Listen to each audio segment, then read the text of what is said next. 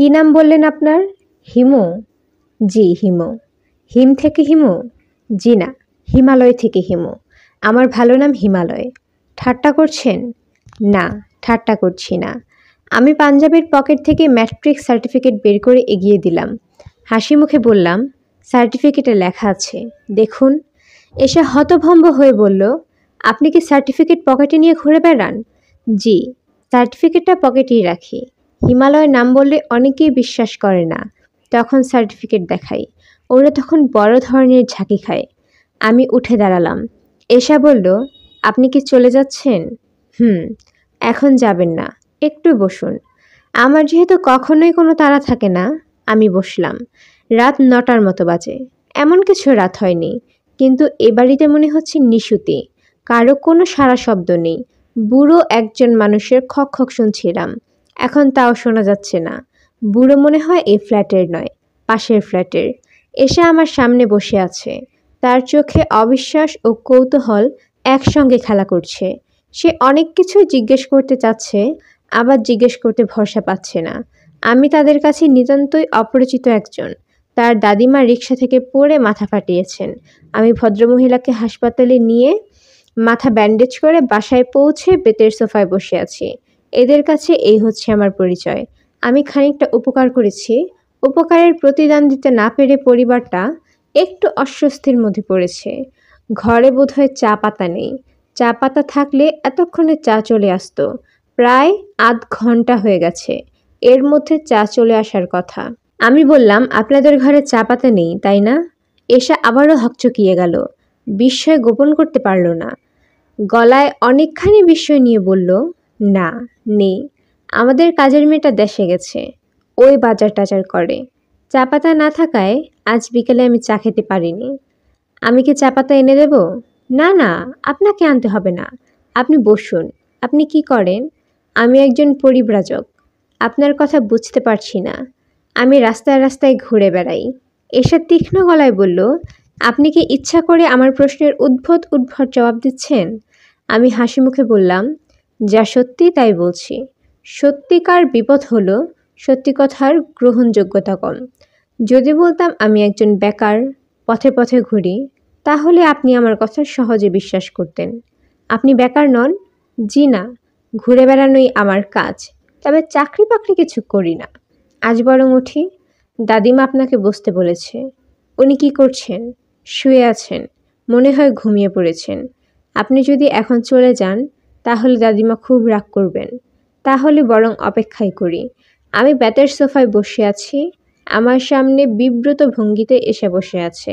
বসে থাকতে তার ভালো লাগছে না, তা দেখে বোঝা যাচ্ছে। বারবার তাকাচ্ছে দরজার দিকে। এর মধ্যে দুবার হাতঘড়ির দিকে তাকালো। উপকারী অতিথিকে একা ফেলে চলে যেতেও পারছে না।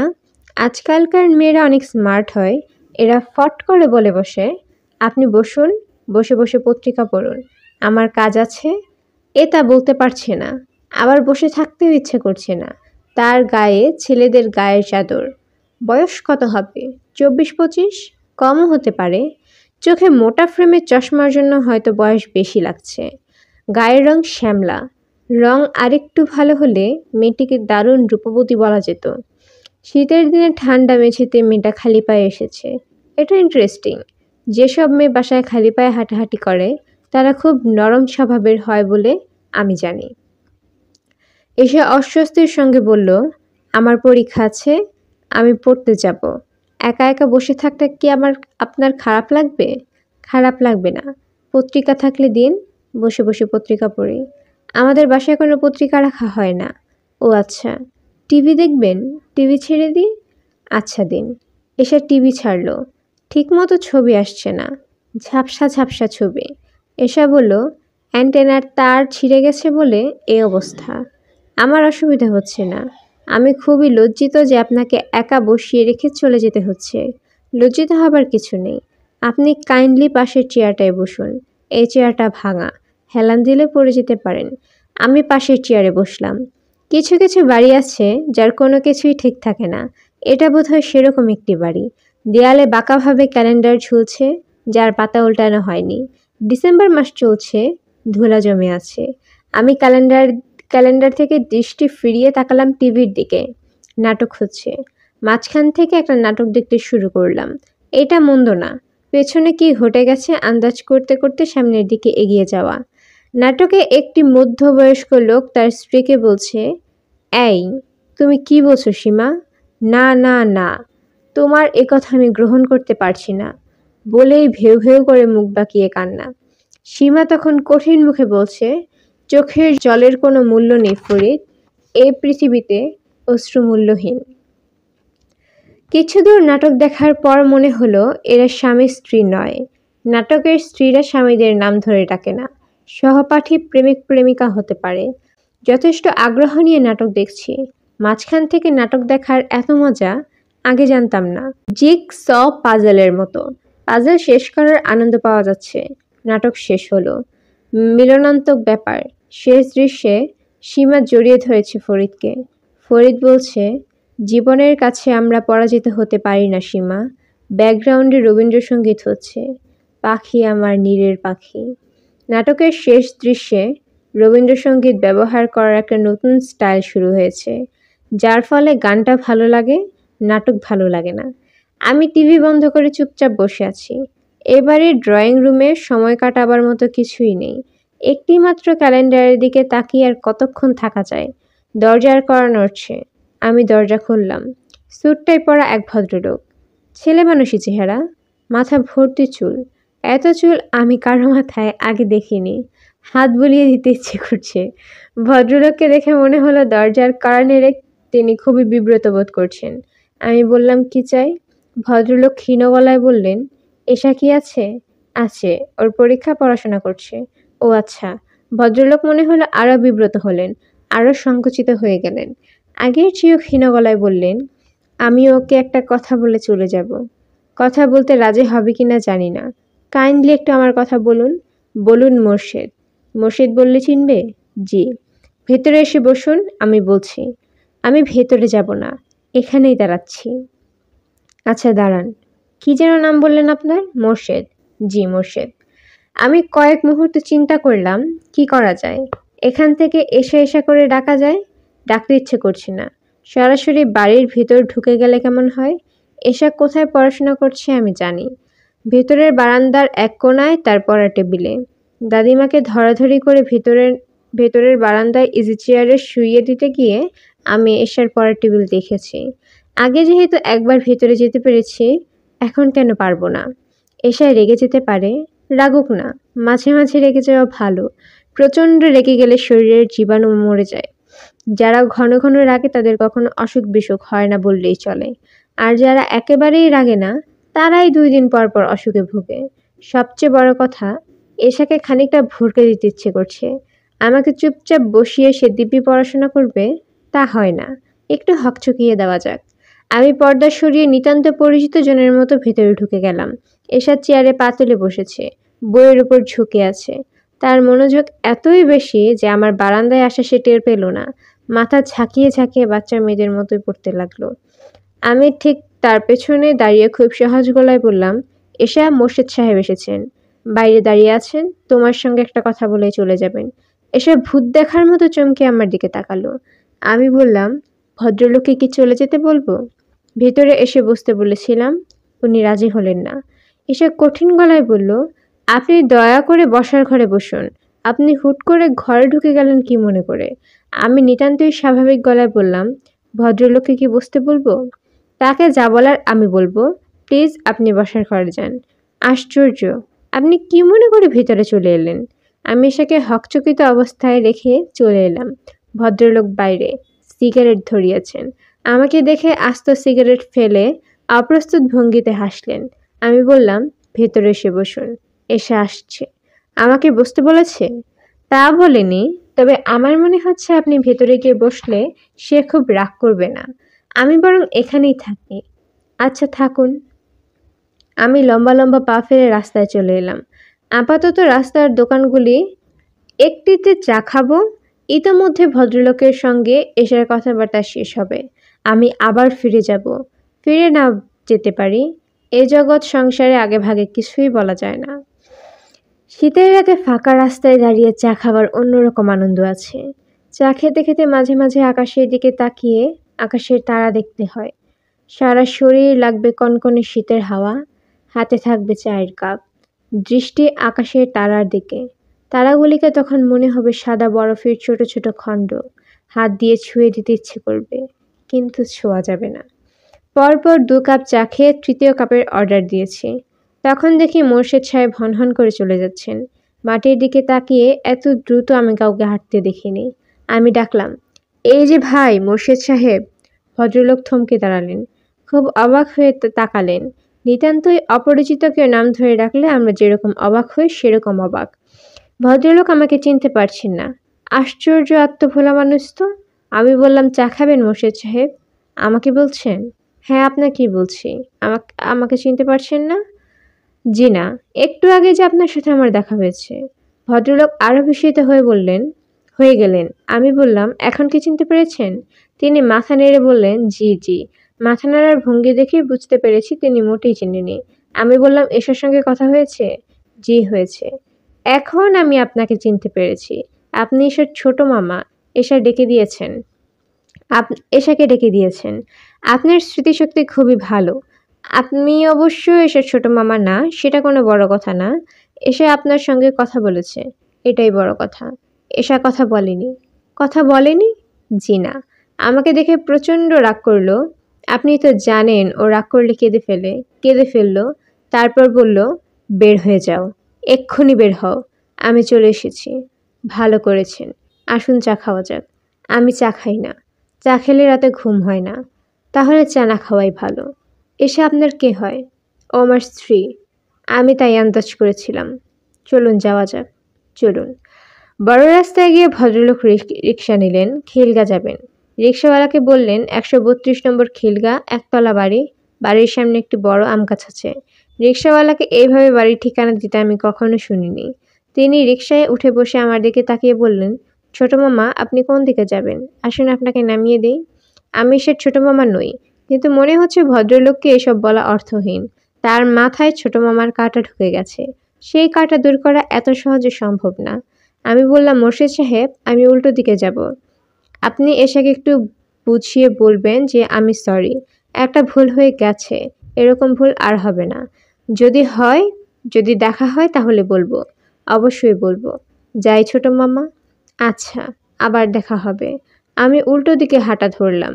এশাদের বাড়িতে আবার ফিরে যেতে ইচ্ছে করছে না। কি করব এখনো ঠিক করিনি। ঘণ্টাখানিক রাস্তায় হেঁটে মেসে গিয়ে ঘুমিয়ে পড়ব। রাতের খাওয়া এখনো হয়নি। কোথায় খাওয়া যায়? 20 টাকার একটা নোট এখনো পকেটে আছে। অনেক টাকা। 20 কাপ চা খাওয়া যাবে। একজন ভিখিরির 2 দিনের রোজগার। ঢাকা শহরে ভিখিরিদের গড় রোজগার হলো 10 টাকা। এই তথ্য ইয়াদের কাছ থেকে পাওয়া। সে হলো আমার বোকা বন্ধুদের একজন। ইয়াদের অঢেল টাকা। টাকা বোকা মানুষকেও বুদ্ধিমান বানিয়ে দেয়। ইয়াদকে বুদ্ধিমান করতে পারেনি। ইয়াদের পরিবারের যত টাকা হচ্ছে, সে তত বোকা হচ্ছে। ইয়াদ ভিখিরিদের উপর গবেষণা করছে। তার পিএইচডি থিসিসের বিষয় হলো ভাসমান জনগোষ্ঠী, অর্থাৎ আর্থসামাজিক নিরীক্ষার আলোকে। ইয়াদের অনেক ডেটা কালেক্ট করতে হচ্ছে। আমি তাকে সাহায্য করছি।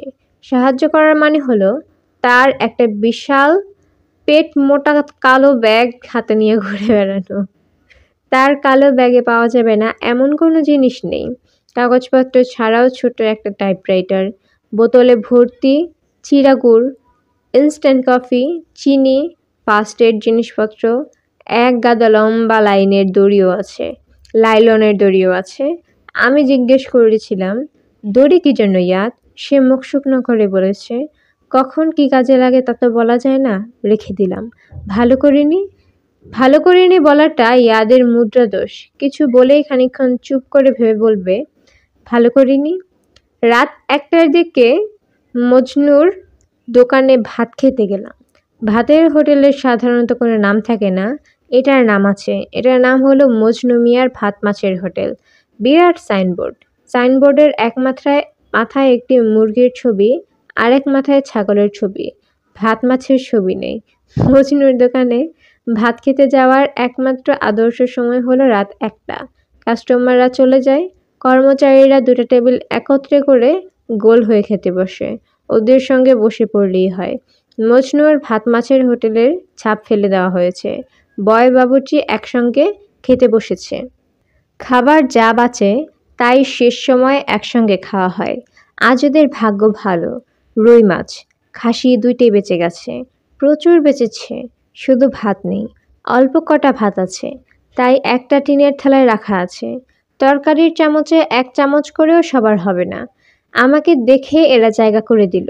মজনু মিয়া বিরস মুখে বললেন, হিমু ভাই, রোজ দেরি করেন।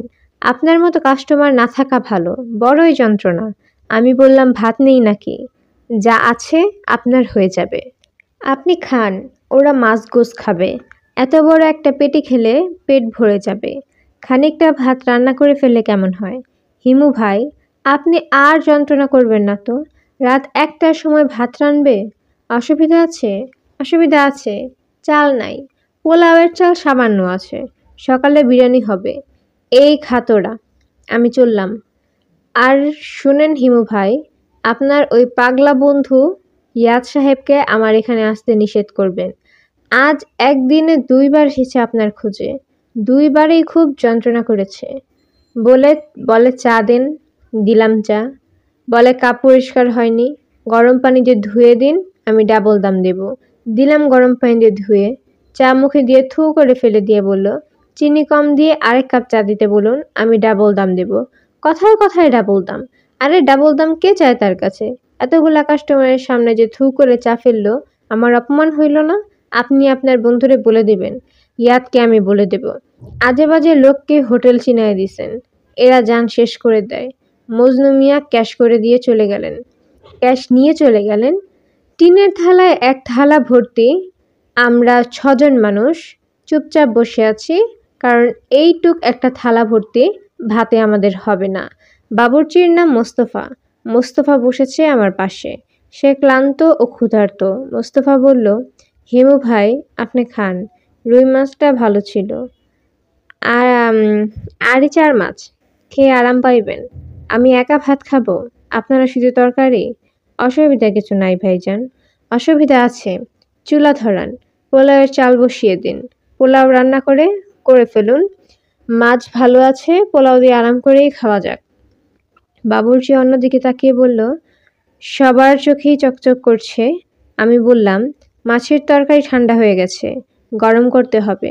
চুলা তো ধরাতেই হবে। মোস্তফা ক্ষীণ গলায় বলল, মালিক শুনলে খুবই রাগ হইব। শুনবে কেন? শুনবে না। তাছাড়া আগামী 2 দিন মালিক তো দোকানে আসবে না। পোলাও বসায় দিমু? দিন। সকালের জন্যে মুরগি কোটা আছে, মোরগ পোলাও বসায় দিমু ভাইজান? আইডিয়াটা মন্দ না। যাহা 52 তাহাই 65। পোলাও যখন হচ্ছে, মোরগ পোলাও অসুবিধা কি? কতক্ষণ লাগবে? ডাবল আগুন দিয়া রানলে 8 ঘন্টার মামলা ভাইজান। দিন ডাবল আগুন। সিঙ্গেল আগুনে আজকাল কিছুই হয় না। মজনু মিয়ার ভাত মাছের দোকানের কর্মচারীদের মুখ আনন্দে ঝলমল করতে লাগলো। আমি বললাম, রান্না বান্না হোক, আমি 8 ঘন্টা পর আসবো। চা বানাই দিই ভাইজান, বসা বসা গরম চা খান। চা খেয়ে খিদে নষ্ট করব না, ভালো জিনিস রান্না হচ্ছে। আমি চলে গেলাম তরঙ্গিনী ডিপার্টমেন্টাল স্টোরে। ডাকাডাকি করে মুহিব সাহেবের ঘুম ভাঙালাম। তিনি স্টোরের ভিতরেই ঘুমান। মুহিব সাহেব দরজা খুলে সহজ গলায় বললেন, কি দরকার হিমুবাবু? 6 বোতল ঠান্ডা কোক দিন তো। মুজিব সাহেব 6টা বোতল পলিথিনে ব্যাগে করে নিয়ে এলেন। একবারও জিজ্ঞাসা করলেন না, রাত 1:30টায় কোক দিয়ে কি জন্য। মুহিব সাহেব, সঙ্গে টাকা নেই, টাকা পরে দিয়ে যাব। জি আচ্ছা। আপনি আমার জন্য একটু দোয়া করবেন হিমু ভাই, খাস দিলে দোয়া করবেন। আবার কি হলো? কিছু না, এমনি বললাম।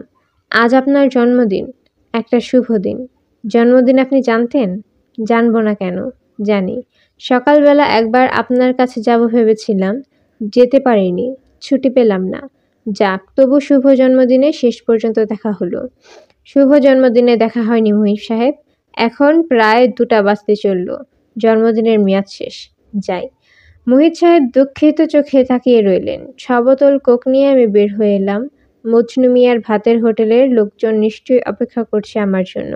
ভালো শীত পড়েছে। শীতের সময় সবাই খুব দ্রুত হাঁটে, আমি ধীরে ধীরে গুছি। গায়ে শীত মাখিয়ে হাঁটতে ভালো লাগে। রাতে হাঁটার সময় আপনাতেই আকাশের দিকে চোখ চলে যায়। প্রাচীনকালের মানুষের আকাশের দিকে তাকিয়ে দীর্ঘ ভ্রমণে বেরোতো। সব মানুষই বোধ হয় সেই প্রাচীন স্মৃতি তার চিহ্নে বহন করে। ঘরের ভেতর দুটো চিঠি, একটির খাম দেখেই বোঝা যাচ্ছে রূপার কাছ থেকে এসেছে। কার্টিস পেপারে ধবধবে সাদা খাম, খামের ভেতরে এক মাথায় রূপালি কালিতে এমবস করা, রূপার নাম কি, আচ্ছা, সাদার উপর রূপালি ফোটে না, তবু এটাই রূপার স্টাইল। অন্য চিঠি ব্রাউন কাগজের, চিঠিটা ইংরেজিতে টাইপ করা, দুটা চিঠিতেই কোনোটাতেই কোনো স্ট্যাম্প নেই, হাতে হাতে পৌঁছে দেওয়া। আমি রূপার চিঠি পকেটে রেখে অন্যটা খুললাম। যা ভেবেছি তাই, ইয়াদের লেখা, টাইপ করা চিঠি, ইংরেজি ভাষায় টেলিগ্রামের ধরনে লেখা। হিমু, খুঁজে পাচ্ছি না, কোথায় আছো? ভিডিও ক্যামেরা কিনেছি, সব ভিডিও হবে। ইয়াদ, ঘরে থাকলে ইয়াদের হাতে পড়তে হবে, সারা দিনের জন্য আটকে যেতে হবে। আমার কাজ হবে তার প্যাট মোটা কালো ব্যাগ নিয়ে ঘুরে বেড়ানো। এখন যেহেতু ভিডিও ক্যামেরা কেনা হয়েছে, ভিক্ষুকদের ইন্টারভিউ হবে ভিডিওতে, এতদিন ক্যাসেটে রেকর্ড করা হচ্ছিল। ইয়াদের কাজকর্ম পরিষ্কার, তৈরি প্রশ্নমালা আছে। ইন্টারভিউর সময় প্রশ্নমালার বাইরে কোনো প্রশ্ন করা যাবে না। প্রশ্নের নমুনা হলো নাম, স্ত্রী না পুরুষ, বয়স, শিক্ষা, পিতার নাম, ঠিকানা, স্থায়ী অস্থায়ী ঠিকানা। কতদিন ধরে ভিক্ষা করছেন, দৈনিক গড় আয়, পরিবারের সদস্য সংখ্যা, সদস্যদের মধ্যে কতজন ভিক্ষুক, খাবার রান্না করে খান না ভিক্ষালব্ধ খাবার খান। এরকম মোট 50টা প্রশ্ন। এক একজনের উত্তর দিতে ঘণ্টাখানিক লাগে। 1 ঘন্টার জন্য তাকে 5 টাকা দেওয়া হয়। 5 টাকার চকচকে একটা নোট হাতে নিয়ে অধিকাংশ ভিক্ষুকের চোখ কপালে তুলে বলে, অতক্ষণ খাটনি করে এই ডেকে দিলেন, আপনার বিচার নাই? আমি ইয়াদকে বলার চেষ্টা করেছি এ জাতীয় প্রশ্ন অর্থহীন। ইয়াদ তা মানতে রাজি নয়। সে নাকি 3 মাস 3 রাত খেটে প্রশ্ন তৈরি করেছে। প্রশ্ন তৈরির আগে স্ট্যাটিস্টিক্যাল মডেল দাঁড় করিয়েছে, কম্পিউটার সফটওয়্যার পরিবর্তন করেছে, ইত্যাদি ইত্যাদি। আমি তার বকবকানি শুনে বিরক্ত হয়ে বলেছি, চুপ কর গাধা। সে খুবই অবাক হয়ে বলেছে, গাধা বলছিস কেন? আমাকে গাধা বলার পেছনে তোর কি কোনো যুক্তি আছে? তুই পয়েন্ট ওয়াইজ কাগজে লিখে আমাকে দে, আমি ঠান্ডা মাথায় অ্যানালাইসিস করব। যদি দেখি তোর যুক্তি ঠিক না, তাহলে আমাকে গাধা বলার জন্য তোকে লিখিতভাবে ক্ষমা প্রার্থনা করতে হবে। এই জাতীয় মানুষদের কাছ থেকে যত দূরে থাকা যায় ততই মঙ্গল। আমি সবসময় দূরে থাকার চেষ্টা করি। আমি পালিয়ে পালিয়ে বেড়াই। গাধাটা আমাকে খুঁজে খুঁজে বের করে। এক ধরনের চোর পুলিশ খেলা। আমি চোর, সে পুলিশ। যেহেতু চোরের বুদ্ধি সবসময় পুলিশের বুদ্ধির চেয়ে বেশি, সেহেতু গত 1 সপ্তাহ আমার দেখা পায়নি সে, আজও পাবে না। আমি আবারও বের হয়ে পড়লাম। আমার কোনো রকম পরিকল্পনা নেই। প্রথমে রূপার কাছে যাওয়া যায়, ওর সঙ্গে অনেকদিন দেখা হয় না। প্রিয় মুখ কিছুদিন পর পর দেখতে হয়। মানুষের মস্তিষ্ক অপ্রিয়জনদের ছবি খুব সুন্দর করে সাজিয়ে রাখে। প্রিয়জনদের ছবি কোনো এক বিচিত্র কারণে কখনো সাজায় না, সেজন্য চোখ বন্ধ করে প্রিয়জনদের চেহারা কখনোই মনে করা যায় না। রূপাকে পাওয়া গেল না। রূপার বাবার সঙ্গে দেখা হলো। তিনি ভুরু কুঁচকে বললেন, ও তো ঢাকায় নেই। এই ভদ্রলোক সহজ গলায় মিথ্যা কথা বলেন। রূপা ঢাকায় আছে তা তার কথা থেকেই আমি বুঝতে পেরেছি। আমি বললাম, কোথায় গেছে? সেটা জানার কি খুব বেশি প্রয়োজন আছে? না, প্রয়োজন নেই, তবু জানতে ইচ্ছে করছে। ও যশোর গেছে। ঠিকানা বলবেন? ভদ্রলোক শুকনো গলায় বললেন, ঠিকানা দিতে চাচ্ছি না। ও অসুস্থ। আমরা চাই না অসুস্থ অবস্থায় কেউ ওকে বিরক্ত করুক। অসুস্থ অবস্থায় মানুষের বন্ধু বান্ধবের প্রয়োজন পড়ে। আমি ওর খুব ভালো বন্ধু। ওর ঠিকানা দেওয়া যাবে না। ও কোথায় চলে গেছে বললেন যেন? যশোর। খুব শিগগির ফেরার সম্ভাবনা নেই, তাই না? দেরি হবে। আমি খুব চিন্তিত মুখে বললাম, একটা ঝামেলা হয়ে গেল যে। আজই প্রেস ক্লাবের সামনের রাস্তায় রূপার সঙ্গে আমার দেখা হয়ে গেল। সেই আমাকে বাসায় আসতে বলেছে। ব্যাপারটা আমি কিছুই বুঝতে পারছি না। আপনি বলছেন রূপা যশোর। আপনার মতো বয়স্ক দায়িত্ববান একজন মানুষ আমার সঙ্গে নিশ্চয়ই মিথ্যা কথা বলবে না। তাহলে রূপার সঙ্গে দেখা হলো কিভাবে? ভদ্রলোক তাকিয়ে আছেন, কিছুই বললেন না। তাকে মোক্ষম আঘাত করা হয়েছে, সামলে উঠতে সময় লাগবে। তার মুখের ভাবের পরিবর্তন দেখতে ভালো লাগছে। তোমার নাম হিমু না? জি। মিথ্যা যা বলার তুমি বলেছ। রূপার সঙ্গে তোমার দেখা হয়নি, ও যশোরে আছে। আমার সঙ্গে তুমি যে ক্ষুদ্র রসিকতা করার চেষ্টা করলে তা আর করবে না, মনে থাকবে? জি sir. Get out. Thank you sir. আমি চলে এলাম। এমন কঠিন ধরনের একজন মানুষ রূপার মতো মেয়ের বাবা হলেন কি করে, তা ভাবতে ভাবতে আমি হাঁটছি। রূপার চিঠি এখনো পড়া হয়নি, পড়লেই তো ফুরিয়ে গেল। চিঠির হলো এই ম্যাজিক, যতক্ষণ পড়া হয় না ততক্ষণ ম্যাজিক থাকে, পড়া মাত্রই ম্যাজিক ফুরিয়ে যায়। কোথায় যাওয়া যায়?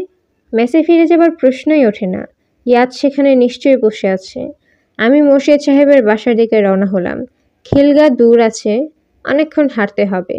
কোনো একটা উদ্দেশ্য সামনে রেখে হাঁটতে ভালো লাগে। যদিও জানি মোর্শেদ সাহেবকে পাওয়া যাবে না। কোনো কোনো দিন এমন হয় যে কাউকে পাওয়া যায় না। আজ বোধহয় সেরকম একটি দিন। মোর্শেদ সাহেবকে পাওয়া গেল না, দরজা তালাবদ্ধ।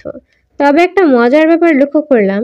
বাসানের ঠিকানা বলার সময় তিনি বলেছিলেন 132 নং খিলগা, একতলা বাড়ি, বাড়ির সামনে বিরাট আম গাছ। সবই ঠিক আছে, শুধু আম গাছটা নেই।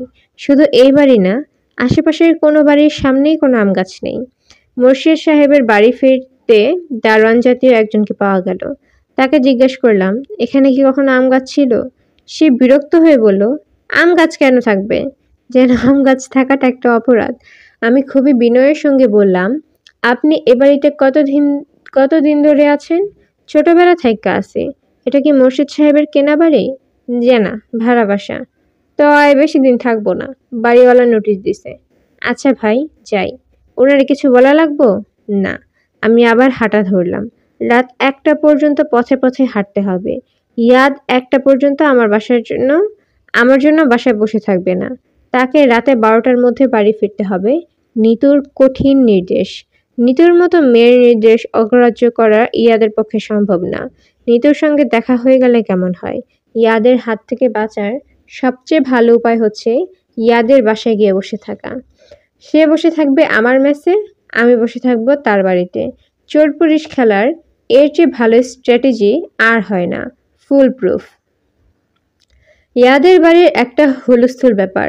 বাইরে থেকে মনে হয় জেলখানা। গেটটাও এমন যে বাইরে থেকে কিছুই দেখা যায় না। বড় গেট কখনো খোলা হয় না। বড় গেটের সঙ্গে সঙ্গে একটা ছোট খোকা গেট আছে। অনেক ধাক্কাধাক্কির পর সেটা খোলা হয়। বাড়িতে ঢুকতে হয় মাথা নিচু করে। একবার ঢোকার পর সঙ্গে সঙ্গে ছুটে বের হয়ে যেতে ইচ্ছে করে, কারণ তীব্র বেগে দুটা অ্যালসেশিয়ান ছুটে আসে। এদের একজন কুচকুচে কালো, অন্যজন ধবধবে সাদা। রং ভিন্ন হলেও এদের স্বভাব অভিন্ন। দুজনই ভয়ঙ্কর, হিংস্র। এদের নাম টুটি, আর অন্যজনের নাম ফুটি। দারোয়ান বলে, চুপ টুটি ফুটি। এরা চুপ করে, তবে এমনভাবে তাকায় যাতে মনে হয় যে কোনো সুযোগে এরা ঘাড় কামড়ে ধরবে। গেট থেকে বাড়ি পর্যন্ত যেতে খানিকক্ষণ বাগানের ভিতরে হাঁটতে হয়। সেই বাগানও দারুণ বাগান। এদের বাড়ি দোতলা, সিঁড়ি মার্বেল পাথরের। বাড়ির বারান্দায় ইউ আকৃতির কিছু বেতের চেয়ার বসানো হয়। মনে হয় প্রতিদিন চেয়ারগুলিতে রং করা হয়, কারণ যখনই আমি দেখি ঝকঝক করছে। চেয়ারের গদিগুলোর রং হালকা সবুজ। সাদা ও সবুজের এত সুন্দর কম্বিনেশন হয় তা ইয়াদের বাড়িতে না এলে আমি কখনোই জানতে পারতাম না। ঠিক মাঝখানের বেতের চেয়ারে নিতু বসেছিল। নিতু হলো নায়িকা স্বভাবের মেয়ে। সবসময় সেজেগুজে থাকে এবং নায়িকাদের মতো চোখে থাকে সানগ্লাস। দিন রাত সবসময় সানগ্লাস। তাকে যখনই দেখি তখনই মনে হয় সে পার্টিতে যাচ্ছে কিংবা পার্টি থেকে ফিরেছে। স্বাভাবিক ভঙ্গিতে এই মেয়েটিকে একবার আমার দেখতে ইচ্ছে করে, সেটা বোধহয় সম্ভব না। আমাকে দেখে উঠে দাঁড়ালো, হাসি মুখে বলল, যাক, আপনাকে তাহলে পাওয়া গেল। ও খুব ব্যাকুল হয়ে আপনাকে খুঁজছে। কি ব্যাপার খোঁজ নিতে এলাম? ব্যাপার কি আমি জানি না। ভিক্ষুক সম্পর্কিত কিছু হবে। আমি জানতেও চাই না। আপনাকে এমন লাগছে কেন? কেমন লাগছে? মনে হলো ম্যানহোলের গর্তের কাজ করছিলেন। কাজ বন্ধ করে বেড়াতে এসেছেন। ফিরে গিয়ে আবার কাজ শুরু করবেন। এতটা খারাপ? হ্যাঁ, এতটাই খারাপ। আপনি কি গোসল করবেন? না, করেন না। শীত সময় কম করি। বাথটাবে গরম পানি দিলে কি আপনি গোসল করবেন? আমার প্রয়োজন নেই। নোংরা থাকতে ভালো লাগছে। নোংরা থাকতে ভালো লাগছে মানে? এটা কি ধরনের কথা? রসিকতা করার চেষ্টা করছি। নিতু ঠোঁট বাঁকিয়ে বলল, রসিকতা বলে আমার কাছে মনে হচ্ছে না। আপনি আসলেই নোংরা থাকতে ভালোবাসেন। যাই হোক, আমার জন্য হলেও দয়া করে পরিষ্কার পরিচ্ছন্ন হয়ে আসুন। আপনার সঙ্গে খানিকক্ষণ কথা বলি। আপনাকে নতুন এক সেট কাপড় দিচ্ছি। গায়ের কাপড় বাথরুমে রেখে আসবেন। ইস্ত্রি করে আপনার কাছে পাঠিয়ে দেওয়া হবে। আমি হাসলাম। নিতু বলল, হাসবেন না। হাসির কোনো কথা বলিনি। যান, বাথরুমে ঢুকে পড়ুন, কুইক। একদল মানুষ আছে বাথরুম প্রেমিক। তারা অন্য কিছুতেই মুগ্ধ হয় না, বাথরুম দেখে মুগ্ধ হয়। আমি সেই দলে পড়ি না। কিন্তু ইয়াদদের বাড়ির বাথরুমে ঢুকে খানিকক্ষণ চুপচাপ থেকে মনে মনে বলি, এ কি? আজ আবার বললাম, বাথটাব ভর্তি পানি। সেই বাথটাব এত বড় যে ইচ্ছে করলে সাঁতার কাটা যায়, ডুব দিয়ে গোসল করা যায়। গোসল করতে করতে সঙ্গীত শ্রবণের ভালো ব্যবস্থা আছে। সঙ্গীতের কন্ট্রোল অবশ্য বাইরে। যে রেকর্ড বাজানো হবে স্পিকারের মাধ্যমে তা চলে আসবে বাথরুমে। এখন গান হচ্ছে। রবীন্দ্রনাথ বেঁচে থাকলে আহত হতেন, কারণ বাথটাবে শুয়ে আমি তার গান শুনছি, মায়ার খেলা। সখী বলছে, ওগো কেন মিছে এই পিপাসা, আমি যে আছে আপনার কাছে, নিখিল জগতে কি অভাব আছে। আছে মন্দ সমীরণ, পুষ্প বিভূষণ, কোকিল কুঞ্জিত কুঞ্জ। প্রায় ঘণ্টাখানেক বাথরুমে কাটিয়ে আমি বের হলাম। গায়ে ধবধবে সাদা পাঞ্জাবি পায়জামা, একটা হালকা নীল উলের চাদর, পায়ে দিয়েছি চটি জুতো, সেগুলোও নতুন। আয়নায় নিজেকে দেখে নিজেরই লজ্জা লাগছে। নিতু বলল, বাহ, আপনাকে ভালো দেখাচ্ছে। আসুন, খেতে বসুন, চা খান। বিভিন্ন খাবারের জন্য এদের বিভিন্ন ঘর আছে। চা খাবার জন্য আছে টি রুম। আমরা দুজন টি রুমে বসলাম। পট ভর্তি চা, সঙ্গে অ্যাস্ট্রে এবং টিন ভর্তি সিগারেট। নিতু বলল, চা নিন, সিগারেট নিন। যাওয়ার সময় টিনটা নিয়ে যাবেন, এটা আপনার জন্য। আচ্ছা, নিয়ে যাব। এখন আপনার সঙ্গে আমি কিছুক্ষণ খোলামেলা কথা বলবো। যা জানতে চাইব আপনি দয়া করে উত্তর দেব। ইয়াদ আপনার কীরকম বন্ধু? ভালো বন্ধু। ভালো বন্ধু যদি হয় তাহলে ওকে আপনি গাধা বলেছিলেন কেন? গাধা এক ধরনের আদরের ডাক। অপরিচিত বা অর্ধপরিচিতদের গাধা বলা যাবে না, বললে মেরে তক্তা বানিয়ে দেবে। প্রিয় বন্ধুদেরই গাধা বলা যায়। এতে প্রিয় বন্ধুরা রাগ করে না, বরং খুশি হয়। আপনি কি জানেন ইয়াদ অন্য 10 জনের মতো নয়, সে সব কিছু সিরিয়াসলি নেয়। আপনি গাধা বলায় সে সারা রাত ঘুমাতে পারেনি, জেগে বসেছিল। একটা খাতায় নোট করেছিল কেন তাকে গাধা বলা যাবে না। আমি হাসতে হাসতে বললাম, সে যা করেছিল গাধা বলার জন্য তাকে যথেষ্ট নয়? না, যথেষ্ট নয়। ভবিষ্যতে কখনো তাকে কথা বলবেন না এবং তার মাথায় কোনো অদ্ভুত আইডিয়া ঢুকিয়ে দেবেন না। আমি ওর মাথায় কোনো অদ্ভুত আইডিয়া ঢুকাইনি, ঠকিয়েছেন। আপনি ওকে বলেছেন ভিক্ষুকদের জানতে হলে ভিক্ষুক হতে হবে, ওদের সঙ্গে থাকতে হবে, ওদের মতো ভিক্ষা করতে হবে। বলেননি এরকম কথা? বলেছি। আপনি তা বিশ্বাস করেন? করি। তার মানে আপনি বলতে চাচ্ছেন কেউ যদি পিঁপড়াদের সম্পর্কে গবেষণা করতে চায় তাহলে তাকে পিঁপড়া হতে হবে এবং পিঁপড়াদের সঙ্গে থাকতে হবে, পিঁপড়াদের খাবার খেতে হবে, ওদের ভালো মতো জানতে হলে তাই করতে হবে। কিন্তু সে উপায় নেই। ভিক্ষুকদের ব্যাপারে উপায় আছে।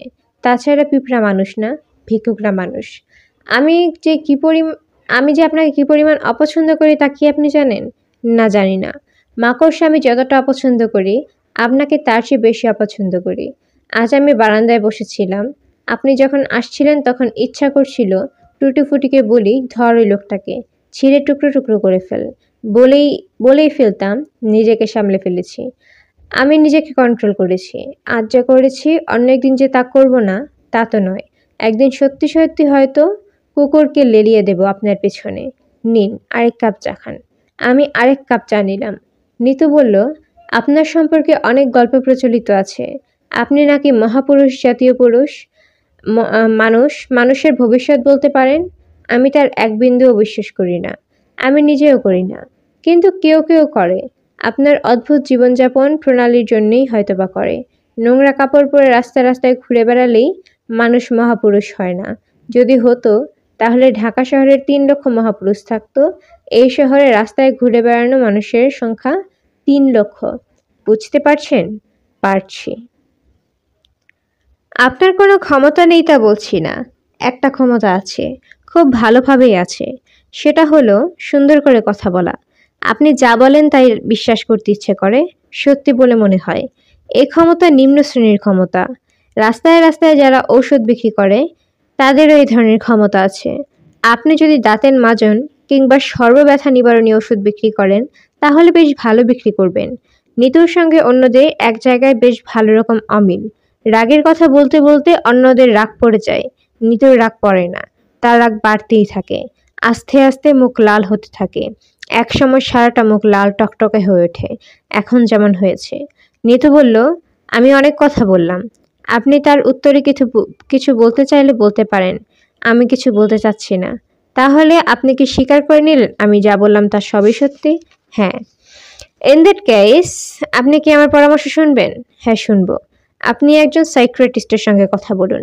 আপনার মধ্যে যেসব অস্বাভাবিকতা আছে একজন ভালো সাইকিয়াট্রিস্ট তা দূর করতে পারবে। আপনি আপনি অনেক দিন থেকেই মহাপুরুষের ভূমিকায় অভিনয় করছেন। অভিনয় করতে করতে আপনার ধারণা হয়ে গেছে আপনি একজন মহাপুরুষ। এরকম কোনো ধারণা আমার হয়নি। হয়েছে। ইয়াদের কাছে শুনেছি আপনি মজনু মিয়ার ভাতের হোটেলে নামে একটি হোটেলে ভাত খেতে যান। সেখানে এক রাতে বললেন হোটেলের মালিক দুদিন হোটেলে আসবে না। এই বলে কর্মচারীদের প্ররোচিত করলেন রোস্ট পোলাও রাধার জন্য। করেননি? হ্যাঁ, করেছি। এগুলো হচ্ছে মহাপুরুষ সিন্ড্রোম। নিজেকে আপনি অলৌকিক ক্ষমতা সম্পন্ন ভাবতে শুরু করেছেন। মজনু মিয়া কিন্তু ঠিকই 2 দিন পরে হোটেলে এসেছিল। তা আসেনি। কাকতালীয় ব্যাপার। মাঝে মাঝে কাকতালীয় ব্যাপার ঘটে। কেউ কেউ সেসব ব্যাপার কাজে লাগাতে চেষ্টা করে, যেমন আপনি করেছেন। আপনি একজন অসুস্থ মানুষ, আপনার চিকিৎসা হওয়া দরকার। আমি হাই তুলতে তুলতে বললাম, আমি চিকিৎসা করাবো। আপনি সাইকিয়াট্রিস্টের ঠিকানা দিন। সত্যি করাবেন? হ্যাঁ, সত্যি। আমার কাছে কার্ড আছে, কার্ড দিয়ে দিচ্ছি। আমি টেলিফোনেও ওনার সঙ্গে কথা বলে রাখবো। আচ্ছা, আজ তাহলে উঠি। আপনার বন্ধুর জন্য অপেক্ষা করবে না? আমি হাই তুলতে তুলতে বললাম, ও আজ রাতে ফিরবে না।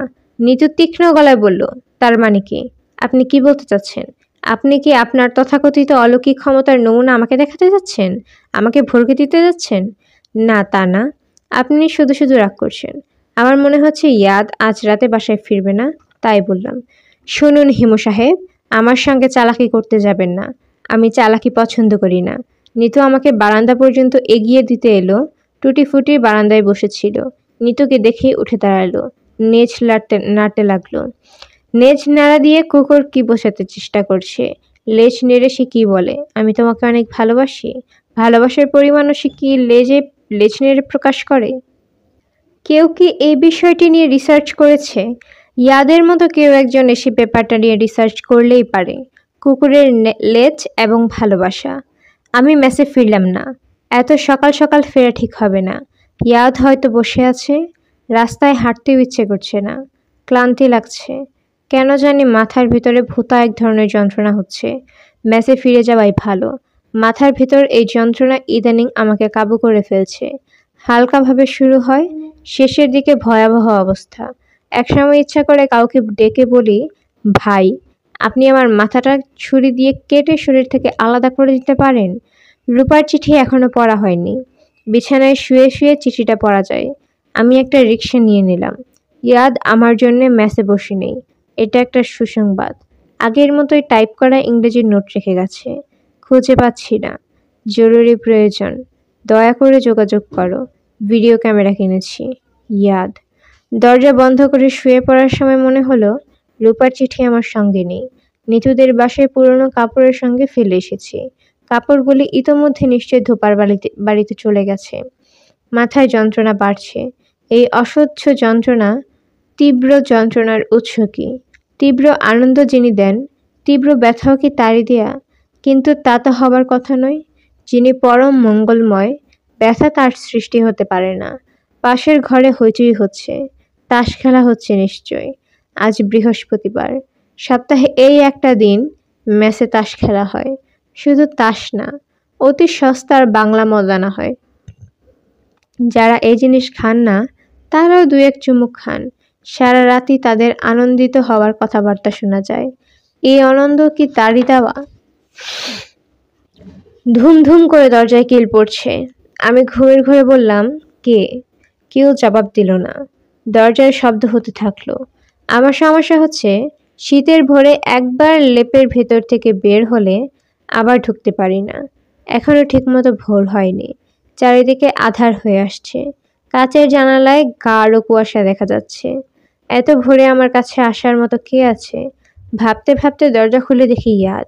এই প্রচণ্ড শীতে তার গায়ে একটা ট্রেকিং স্যুট, পায়ে কেশ জুতা, নিশ্চয়ই দৌড়ে এসেছে। চোখ মুখ লাল, বড় বড় নিঃশ্বাস নিচ্ছে। ইয়াদ বলল, জগিং করতে বের হয়েছিলাম, ভাবলাম একটা চান্স নিয়ে দেখি তোকে পাওয়া যায় কিনা। কতবার যে এসেছি তোর খোঁজে, এ কয়দিন কোথায় ছিলি? আমি জবাব না দিয়ে বাথরুমে ঢুকে গেলাম। বাথরুমের দরজা ঠেলে ইয়াদও ঢুকে গেল। আমি মুখে পানি দিচ্ছি, ইয়াদ পাশে। সে বলল, ছিলি কোথায় তুই? ইয়াদের স্বভাব চরিত্রের একটি ভালো দিক হচ্ছে অধিকাংশ প্রশ্নেরই সে কোনো জবাব শুনতে চায় না। প্রশ্ন করা প্রয়োজন বলেই প্রশ্ন করে। জবাব দিলে ভালো, না দিলে ক্ষতি নেই।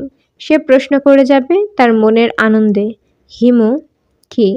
কাল রাতে আমার বুকে তুই খামোখা ভয় দেখালি কেন? ভয় দেখিয়েছি?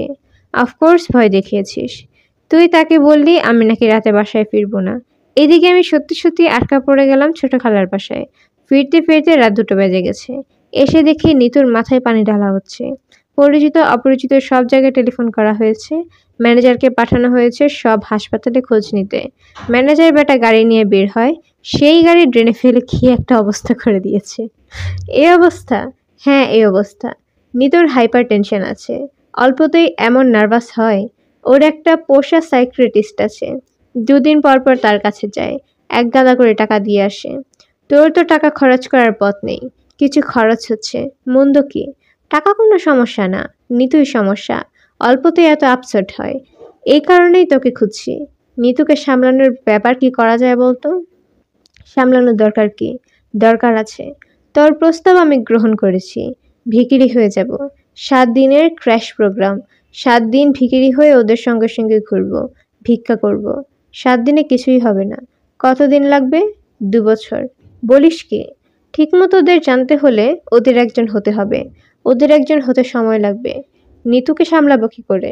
যারা ছোটখাটো ঘটনাতে আপসেট হয় তারা বড় ঘটনাতে সাধারণত আপসেট হয় না। নিতু সামলে উঠবে। আরো বেশি বেশি করে সাইকিয়াট্রিস্টের কাছে যাবে। তুই ঘর ছাড়ছিস কবে? ইয়াদ বিরক্ত গলায় বলল, আমাকে জিজ্ঞেস করছিস কেন? এটা তো তোর উপর নির্ভর করছে। আমি মানসিকভাবে প্রস্তুত, তুই বললেই শুরু করব। তুই একটা ডেট বল। আমি নিতুকে বলি, আমি ডেট বলবো কেন? তুইও তো যাবি আমার সঙ্গে। আমি একা একা পথে পথে ভিক্ষা করব নাকি? হ্যাঁ করবি, তোরই ভিক্ষুকদের জীবনচর্চা দরকার, আমার না। তুই আমার সঙ্গে যাচ্ছিস না? না। ও মাই গড, আমি তো ধরেই রেখেছি তুই যাচ্ছিস। সেভাবে প্রস্তুতি নিয়েছি। সকালবেলা খালি পেটে আমি সিগারেট খেতে পারি না। শুধুমাত্র বিরক্তিত হয়ে আমি সিগারেট খেলাম। বিরক্তি ভাব গলার স্বরে যথাসম্ভব ফুটিয়ে তুলে বললাম, তুই ভিক্ষা করতে যাবি, সেখানেও একজন ম্যানেজার নিয়ে যেতে চাস? তুই ভিক্ষা করবি, তোর ম্যানেজার টাকা পয়সার হিসাব রাখবে, খাওয়া দাওয়া দেখবে, ইট বিছিয়ে আগুন করে পানি ফোটাবে যাতে তুই ফুটন্ত পানি খেতে পারিস? যা বেটা গাধা। ইয়াদ আহত গলায় বলল, গাধা বলছিস কেন? যে যা তাকে তাই বলতে হয়। তুই গাধা, আমি তোকে হাতি বলবো? যা বলছি বিদায় হ। চলে যেতে বলছিস? হ্যাঁ, চলে যেতে বলছি। আর আসিস না। আসবো না কেন? আর আসবো না?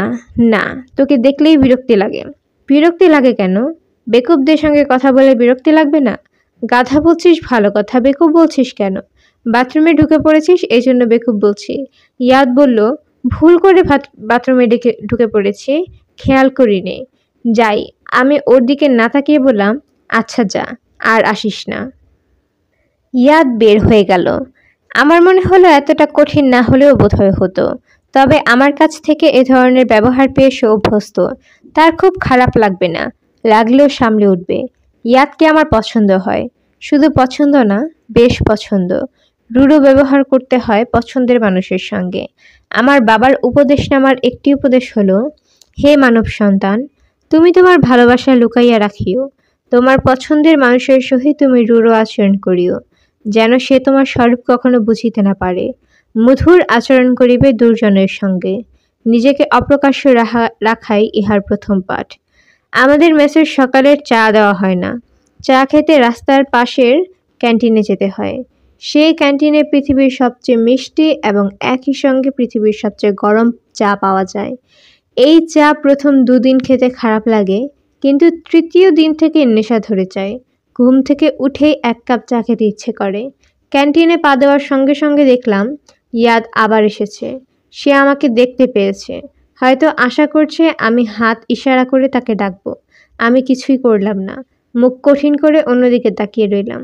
ইয়াদ সামনের চেয়ারে বসতে বসতে বলল, তুই কাল রাতে আমাদের বাড়িতে একটা চিঠি ফেলে এসেছিলি। নিয়ে এসেছিলাম, দিতে ভুলে গেছি। আমি ইয়াদের হাত থেকে চিঠি নিয়ে পকেটে রেখে দিলাম। ইয়াদ বলল, পড়বি না? একসময় পড়ব, তারা নেই। নিতু বলেছে এটা নাকি জরুরি চিঠি। ও পড়েছে বুঝি? ইয়াদ অপ্রস্তুত গলায় বলল, মনে হয় পড়েছে। ওর খুব সন্দেহ বাতিক। হাতের কাছে খাম পেলে খুলে পড়ে ফেলে। খামে যার নামই থাকুক সে পড়বেই। সরি। তোর সরি হবার কিছু নেই। চা খাবি? খাবো। আমি ইয়াদকে চা দিতে বলে উঠে দাঁড়ালাম। সে বিস্মিত হয়ে বলল, যাচ্ছিস কোথায়? কাজ আছে। চাটা শেষ করি তারপর যা। সময় নেই, খুব তাড়া। আমি ইয়াদকে রেখে মেসে ফিরে এলাম। দরজা বন্ধ করে ল্যাপের ভিতর ঢুকে পড়লাম। আজ আমার কোনো প্ল্যান নেই। সারাদিন ঘুমাবো। ঘুম এবং উপবাস। সন্ধ্যায় উপবাস ভঙ্গ করব এবং বিছানা থেকে নামবো। বিশ্রামের সবচেয়ে ভালো টেকনিক হলো কুকুর কুণ্ডলি হয়ে শুয়ে পড়া। মায়ের পেটে আমরা যেভাবে থাকি সেই ভঙ্গি নিয়ে আবার শুয়ে পড়া। মায়ের পেটে গাঢ় অন্ধকার, কাজেই যেখানে বিশ্রাম নিতে হবে সেই জায়গাটি হতে হবে অন্ধকার, গাঢ় অন্ধকার। তাপ হবে সামান্য বেশি, কারণ জরায়ুর তাপমাত্রা শরীরের স্বাভাবিক তাপমাত্রার চেয়ে 3 ডিগ্রি বেশি হয়। আমার ঘর এমনিতেই অন্ধকার। কম্বলে নাক মুখ ঢেকে অন্ধকার আরো বাড়ানো হলো। আমি কুণ্ডলি পাকিয়ে শোয়ামাত্র দরজায় কড়া নড়ল। আমাদের মেসের মালিক এবং ম্যানেজার জীবনবাবু মিহি গলায় ডাকলেন, হিমু ভাই, হিমু ভাই। জীবনবাবুর ডাকে সাড়া দিতেই হবে এমন কোনো কথা নেই। তিনি আমার কাছে মেসের ভাড়া পান না। মাসের শুরুতেই ভাড়া দিয়ে দেওয়া হয়েছে। ইচ্ছে করলে চুপ করে শুয়ে থাকা যায়, তা করা সম্ভব হবে না। কারণ জীবনবাবুর ধৈর্য রবার্ট ব্রুসের চেয়ে বেশি। তিনি ডাকতেই থাকবেন, কড়া নাড়তেই থাকবেন। সিল্কের মতো মোলায়েম গলায় ডাকবেন, চুরির শব্দের মতো কড়া নাড়বেন। হিমু ভাই, হিমু ভাই। কি ব্যাপার, ঘুমোচ্ছেন? যদি বলি ঘুমোচ্ছি তাহলে কি বিশ্বাস করবেন? একটু আসুন, বিরাট বিপদে পড়েছি। দরজা খুলতে হলো। জীবনবাবু ঘরে ঢুকে দরজা বন্ধ করে দিয়ে বললেন, ফিসফিস করে বলছেন, মাথায় বাড়ি পড়েছে হিমু ভাই, অকুল সমুদ্রে পড়েছি। বলুন কি ব্যাপার? জীবনবাবু গলার স্বর আরো নামিয়ে ফেললেন। তিনি সাধারণত কোনো কথাই ফিসফিস না করে বলতে পারেন না। বিশেষ কিছু নিশ্চয়ই ঘটেছে, কারণ আমি তার কোনো কথাই প্রায় শুনতে পারছি না। আরেকটু জোরে বলুন জীবনবাবু, কিচ্ছু শুনতে পাচ্ছি না। প্রতি বৃহস্পতিবার ম্যাচের 6 নম্বর ঘরে তাস খেলা হয়, জানেন তো? জানি। গতরাতে তাস খেলা নিয়ে মারামারি। মুর্শিদ নামের মশারির ডান্ডা খুলে জহির সাহেবের মাথায় বাড়ি মেরেছে, রক্তারক্তি কাণ্ড। আমি হাই তুলতে তুলতে বললাম, জহির সাহেব কি মারা গেছেন? মারা যায় নাই, তবে বেকায়দায় বাড়ি পড়লে উপায় ছিল? খুন খারাপি হলে পুলিশ আগে কাকে ধরতো? আমাকে। আমি হলাম মাইনরিটি দলের লোক। হিন্দু, সব চাপা যায় মাইনরিটির উপর। আপনারা মেজরিটি হয়ে বেঁচে আছেন, এটাই হলো আপনার বিশেষ কথা? জি। আমাকে কিছু করতে বলছেন? তাস ওদেরকে কি না খেলতে না করব? না না, আপনার কিছু বলার দরকার নেই। ঘটনাটা আপনাকে জানিয়ে রাখলাম। খুন খারাপে যদি সত্যিই কিছু হয় তাহলে পুলিশের কাছে আমার হয়ে 2 একটা কথা বলবেন। আচ্ছা, বলবো। এখন তাহলে যান। আজ সারাদিন ঘুমাবো বলে প্ল্যান করেছি। আজ হলো আমার ঘুম দিবস। জীবনবাবু নড়লেন না, চুপচাপ দাঁড়িয়ে রইলেন। আমি বললাম, আরো কিছু বলবেন? জি বলবো। মনে পড়ছে না, মনে করার চেষ্টা করছি। তেমন জরুরি কিছু নয়, জরুরি হলে মনে পড়তো। মনে পড়েছে, একজন মহিলা এসেছিলেন আপনার কাছে। রূপা? জি না, উনি না। ওনাকে তো চিনি। যিনি এসেছিলেন তাকে আগে কখনো দেখিনি। নাম বলেছিলেন, নামটা মনে পড়ছে না। স্মৃতিশক্তি পুরোপুরি গেছে। মাইনরিটির লোক তো সারাক্ষণ টেনশনে থাকে বলেই ব্রেন গেছে। মেয়েটা কিছু বলে গেছে? মেয়ে না তো, পুরুষ মানুষ। আমাকে নাম বললেন, একবার না কয়েকবার বললেন। আপনি দয়া করে বিদায় হন। নামটা মনে করার চেষ্টা করছি, মনে পড়ছে না। বললাম না আপনাকে, ব্রেন একবার গেছে, একবারেই গেছে, কিছু মনে থাকে না। ওই দিন দুপুরে ভাত খেয়ে গেছি। অতীশ বলল, বাবা তুমি না একটু আগে ভাত খেয়ে গেলে? বুঝুর অবস্থা। এদিকে ব্লাড প্রেশারও নেমে গেছে। ব্লাড প্রেশার হয়ে গেছে 60। 60 ব্লাড প্রেশার মানুষের হয় না, গরু ছাগলের হয়। গরু ছাগলের পর্যায়ে চলে গেছি হিমু ভাই। জীবনবাবুকে বিদায় করে বিছানায় শুয়ে পড়লাম। আশঙ্কা নিয়ে শুয়ে আছি, যে কোনো মুহূর্তে ভদ্রলোকের নাম জীবনবাবুর মনে পড়বে, তিনি দরজায় ধাক্কা দিতে দিতে বলবেন, হিমু ভাই, হিমু ভাই। ঘুমানোর চেষ্টা করছি, লাভ হচ্ছে না, কোনোভাবেই শুয়ে আরাম পাচ্ছি না। বুক পকেটে রাখা রূপার খামটা খচখচ করছে। তার চিঠিটা পড়ে ফেলা দরকার। চিঠি পড়ার মুহূর্ত আসছে না। চিঠি পড়বার জন্য প্রয়োজন হয় প্রিয় মুহূর্তের। আমার প্রিয় মুহূর্ত হলো মধ্যরাত, যখন পৃথিবীর সব তক্ষক গম্ভীর স্বরে দুবার ডেকে ওঠে। দরজায় আবার খক খক শব্দ হচ্ছে। জীবনবাবু ডাকলেন, হিমু ভাই, হিমু ভাই। আমি জবাব না দিয়ে রূপার চিঠি বের করলাম। হিমু ভাই, বলুন, কথা কি মনে পড়েছে? জি না, মনে পড়েনি, তবে অন্য একটি কথা বলতে এসেছি। বলবো? বলুন। তাস খেলা নিয়ে ওনাদের কিছু বলবেন না, রাগ করতে পারেন। আচ্ছা, বলবো না। আর শুনুন জীবনবাবু, একটা জরুরি কাজ করেছি, চিঠি পড়ছি, আমাকে বিরক্ত করবেন না। ওই লোকের নাম মনে পড়লে কাগজে লিখে ফেলবেন। জি আচ্ছা। ঘরে চিঠি পড়ার মতো আলো নেই। আধো আধো আলোতে আমি চিঠি পড়ছি। ভেবেছিলাম তোমার জন্মদিনের উদ্ভট কিছু করে তোমাকে চমকে দেব। কি করা যায় অনেক ভাবলাম। দামি গিফটের কথা একবার মনে হয়েছিল। গিফটের ব্যাপারে তোমার আসক্তি নেই, মাঝখান থেকে টাকা নষ্ট হবে। তারপর ভাবলাম সবকটি দৈনিক পত্রিকার এক পাতার বিজ্ঞাপন দেই। বিজ্ঞাপনে লেখা থাকবে, শুভ জন্মদিন হিমু। বাবার ম্যানেজার সাহেবকে ডেকে এনে বললাম পরিকল্পনার কথা। শুনে তার চোয়াল ঝুলে পড়ল। তিনি হাঁ করে তাকিয়েই আছেন। আমি বললাম, পরিকল্পনাটা আপনার কাছে ইন্টারেস্টিং মনে হচ্ছে না? তিনি বললেন, হচ্ছে। আমি বললাম, খোঁজ নিয়ে বলুন তো কত টাকা লাগবে, আমি চেক লিখে দিচ্ছি। তিনি বললেন, হিমু লোকটাকে? আমার চেনা একজন পাগল ধরনের মানুষ। তিনি মাথা চুলকে বললেন, পাগল ধরনের একজন মানুষের জন্মদিনের কথা যত কম লোক জানবে ততই ভালো। দেশশুদ্ধ লোককে জানিয়ে লাভ কি? ম্যানেজার চাচার কথা আমার মনে ধরল। আসলেই তো, সবাইকে জানিয়ে কি হবে? যার জানার কথা সেই তো জানবে না। তুমি নিজেই তো পত্রিকা পড়ো না। ম্যানেজার চাচা বললেন, মা, তুমি খুব সুন্দর দেখে একটি কার্ড কিনে লিখে দাও, হ্যাপি বার্থডে। আমি ওনাকে দিয়ে আসবো। 100 টাকার মধ্যে একটি গোলাপের তোড়া পাওয়া যাবে, ওই একটাও না হয় সঙ্গে করে দিয়ে আসবো। আমি বললাম, আচ্ছা, তাই করব। ম্যানেজার চাচা চলে গেলেন। যাওয়ার সময় অদ্ভুত চোখে আমার দিকে তাকিয়ে থাকতে লাগলেন, যেন আমার নিজের মাথার সুস্থতা নিয়েও তার সন্দেহ উপস্থিত হয়েছে। হিমু, আমি আসলেই খানিকটা অসুস্থ বোধ করছি। নানান ধরনের ছোটোখাটো পাগলামি করছি। ইচ্ছা করে যে করছি ব্যাপারটা এমন নয়। সেদিন বাবার সঙ্গে ঝগড়া করলাম। আমার ছোট মামা স্টেটস থেকে ম্যাম বউ নিয়ে এসেছেন। সে ম্যাম সাহেবের সম্মানে পার্টি। সবাই সেজেগুজে তৈরি হয়েছে।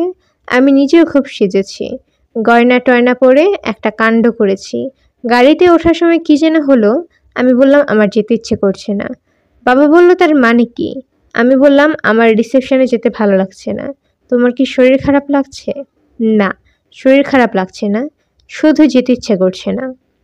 বাবা বললেন, তুমি আমার সঙ্গে ড্রয়িং রুমে আসো, আমি তোমাকে কয়েকটা কথা বলবো। সবাই গাড়ি থেকে বারান্দায় দাঁড়িয়ে রইল। বাবা আমাকে নিয়ে ড্রয়িং রুমে গেলেন। স্কুলের হেডমাস্টারদের মতো গলায় বলতে লাগলেন, সিট ডাউন ইয়াং লেডি। আমি বসলাম। বাবা বললেন, তোমার ছোট মামাকে যে পার্টি দেওয়া হচ্ছে সেই পার্টি আমরা দিচ্ছি। আমরা হচ্ছি হোস্ট, কাজে আমাদের উপস্থিত থাকতেই হবে। তোমার শরীর খারাপ থাকলে আমি কিছু বলতাম না। তোমার শরীর ঠিক আছে, ভালো আছে। তোমার যেতে ইচ্ছে করছে না সেটা বুঝতে পারছি। অনেক সময় আমাদের অনেক কিছু করতে ইচ্ছে করে না, তবু আমরা করি। মানুষ হয়ে জন্মালে সামাজিক রীতিনীতি মানতে হয়। এখন চলো আমার সঙ্গে। সবাই দাঁড়িয়ে আছে। আমি বললাম, না। তিনি খুব অবাক হয়ে আমার দিকে তাকিয়ে রইলেন। আমি বুঝতে পারছি ভেতরে ভেতরে তিনি রাগে কাঁপছেন। তারপরেও রাগ সামলে নিয়ে বললেন, রূপা, তুমি না হয় খানিকক্ষণ থেকেই চলে এসো। আমি আবারও বললাম, না। বাবা আর কিছু বললেন না, আমাকে রেখে চলে গেলেন। আমি খালি বাসায় একা। তখন আবার মনে হলো, কেন যে থেকে গেলাম, চলে গেলেই হতো। হিমু, আমি এরকম হয়ে যাচ্ছি কেন বলো তো? ইদানিং বিকট বিকট সব স্বপ্ন দেখতেছি। শুধু যে বিকট তাই না, নোংরা সব স্বপ্ন। এত নোংরা যে ভাবলে গা শিউরে ওঠে। কি দেখি জানো? দেখি লম্বা রোগা বিকলাঙ্গ একজন মানুষ আমার সামনে নগ্ন হয়ে দাঁড়িয়ে আছে। আমার সারা গায়ে হাত বুলিয়ে দিচ্ছে, আদর করছে। কুষ্ঠরোগীর হাতের মতো হাত। তার হাত থেকে পুজ রক্ত আমার সারা গায়ে লেগে যাচ্ছে। চিৎকার করে জেগে উঠি। সারা গা ঘিনঘিন করতে থাকে। আমি বাথরুমে ঢুকে সাবান দিয়ে গা ধুই। হিমু, আমার কি হচ্ছে বলো তো? আমার মাথাটা কি খারাপ হয়ে যাচ্ছে কিনা? তোমার সঙ্গে অনেকদিন দেখা হয় না।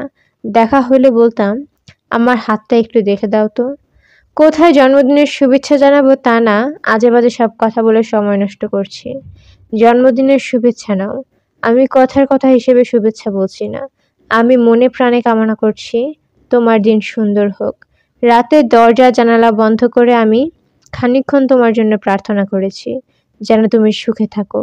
মধ্যবিত্তের সহজ সুখ নয়, অসাধারণ সুখ। খুব অল্প মানুষই যে সুখের সন্ধান পায়। তোমার সঙ্গে অনেকদিন আমার দেখা হয় না। এবার দেখা হলে কি করব জানো? এবার দেখা হলে তোমাকে যশোর নিয়ে আসবো। এখানে আমাদের একটা খামার বাড়ি আছে, বাংলো প্যাটার্নের বাড়ি। চারিদিকে গাছগাছড়ায় ঢাকা। বাড়ির সামনেই পুকুর। তোমাকে ওই খামার বাড়িতে নিয়ে যেতে চাই একটা জিনিস দেখানোর জন্য। সেটা হচ্ছে পুকুরের পানি কত পরিষ্কার হতে পারে সেটা স্বচক্ষে দেখা। শীত, বর্ষা, হেমন্ত, শরৎ সবসময় এই পুকুরের পানি কাচের মতো ঝকঝক করছে। আমি এই পুকুরের নাম দিয়েছি অশ্রু দেখে। বলো তো কেন? আমার জীবনের অসংখ্য বাসনার একটি হচ্ছে কোনো এক ভরা পূর্ণিমায় তোমার সঙ্গে অশ্রু দিঘিতে সাঁতার কাটবো। অথচ মজার ব্যাপার হচ্ছে আমি সাঁতার জানি না। আচ্ছা হিমু, আমার এই চাওয়া কি খুব বড় কিছু চাওয়া? আমি কি কখনো কারো কাছে কিছু চাই না? ঠিক করেছি এ জীবনে কিছু চাইবো না। আলাদিনের চেরাগের দৈত্য যদি হঠাৎ উপস্থিত হয়ে আমাকে বলে, রূপা, চট করে বলো তোমার 3টি ইচ্ছা আমি পূরণ করব, তাহলে মাথা চুলকে আমি বলবো, থ্যাংক ইউ, আপনার কাছে আমার কিছুই চাইবার নেই। আমার যা চাইবার তা চাইতে হবে হিমুর কাছে। ওকে আমি ওকে একটু আমার কাছে এনে আপনি বিদেয় হন। আপনার গা আপনার গা থেকে বৃষ্টি গন্ধ আসছে। দরজায় মিহি করে টোকা পড়ছে। জীবনবাবু কয়েকবার কেশে ফিসফিস করে ডাকলেন, হিমু ভাই, হিমু ভাই। আমি চিঠি পড়া বন্ধ করে রেখে দিলাম। কি হলো জীবনবাবু?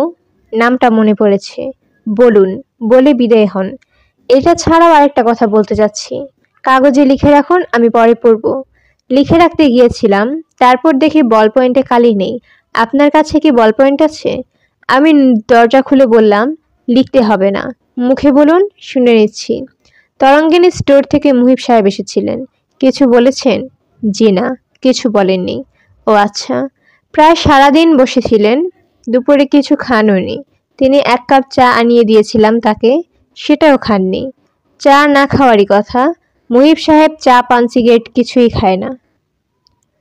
বড় রাস্তায় ফুটপাতে উবু হয়ে একজন বয়স্ক এক ভদ্রলোক ঠোঙা থেকে বাদাম নিয়ে খাচ্ছেন।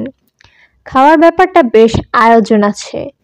খোসা থেকে বাদাম ছাড়ানো হচ্ছে, খোসাগুলি রাখা হয় সামনে। ভদ্রলোক অনেকক্ষণ বাদামে ফু দিতে থাকেন। ফুয়ের কারণে বাদামের গায়ে লেগে থাকা লাল খোলস উঠে যায়। তখন তিনি অনেক ওপর থেকে একটি করে বাদাম তার মুখে দেন। আমি কৌতূহলী হয়ে দাঁড়িয়ে পড়লাম। আমার মতো আরেকজন কৌতূহলী হয়ে দেখছে তাকে। তারাও দেখি দূর থেকে তাকিয়ে আছে। ভদ্রলোক শেষ বাদামের টুকরোটুকু মুখে দিয়ে ফেললেন, উঠে দাঁড়ালেন। আমি তাকে চিনে আনন্দিত গলায় বললাম, ছোট মামা না?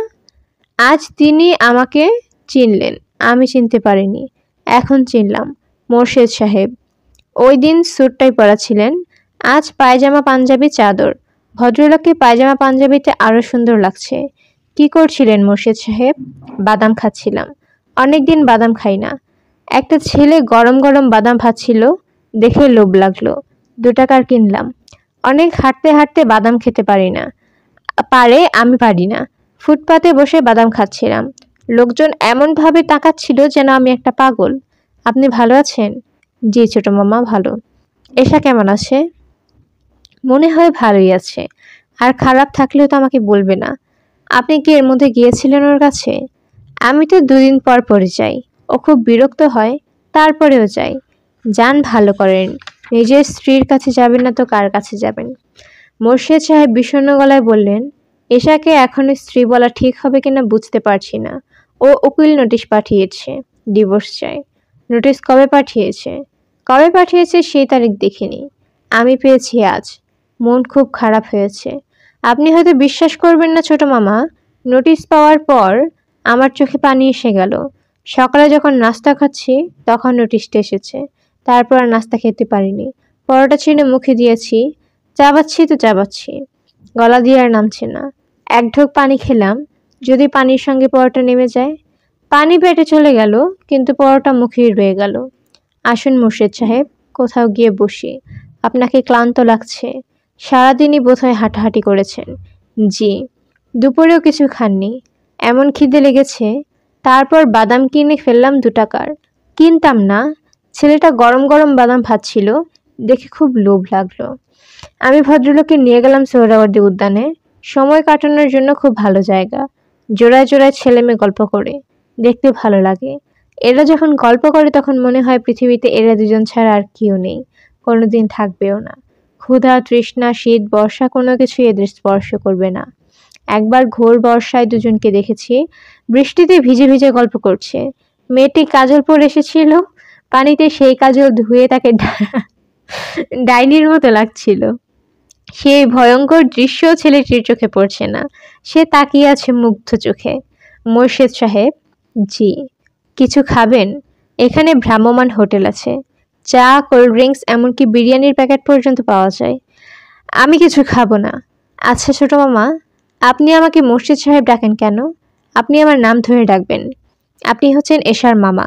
আচ্ছা, তাই ডাকবো। এখন বলুন তো দেখি, এশা আপনাকে ডিভোর্স দিতে চাচ্ছে কেন? আমি তো মামা অসুস্থ। এক ধরনের অ্যাপিলেপসি। ডাক্তাররা বলেন গ্র্যান্ড মোল।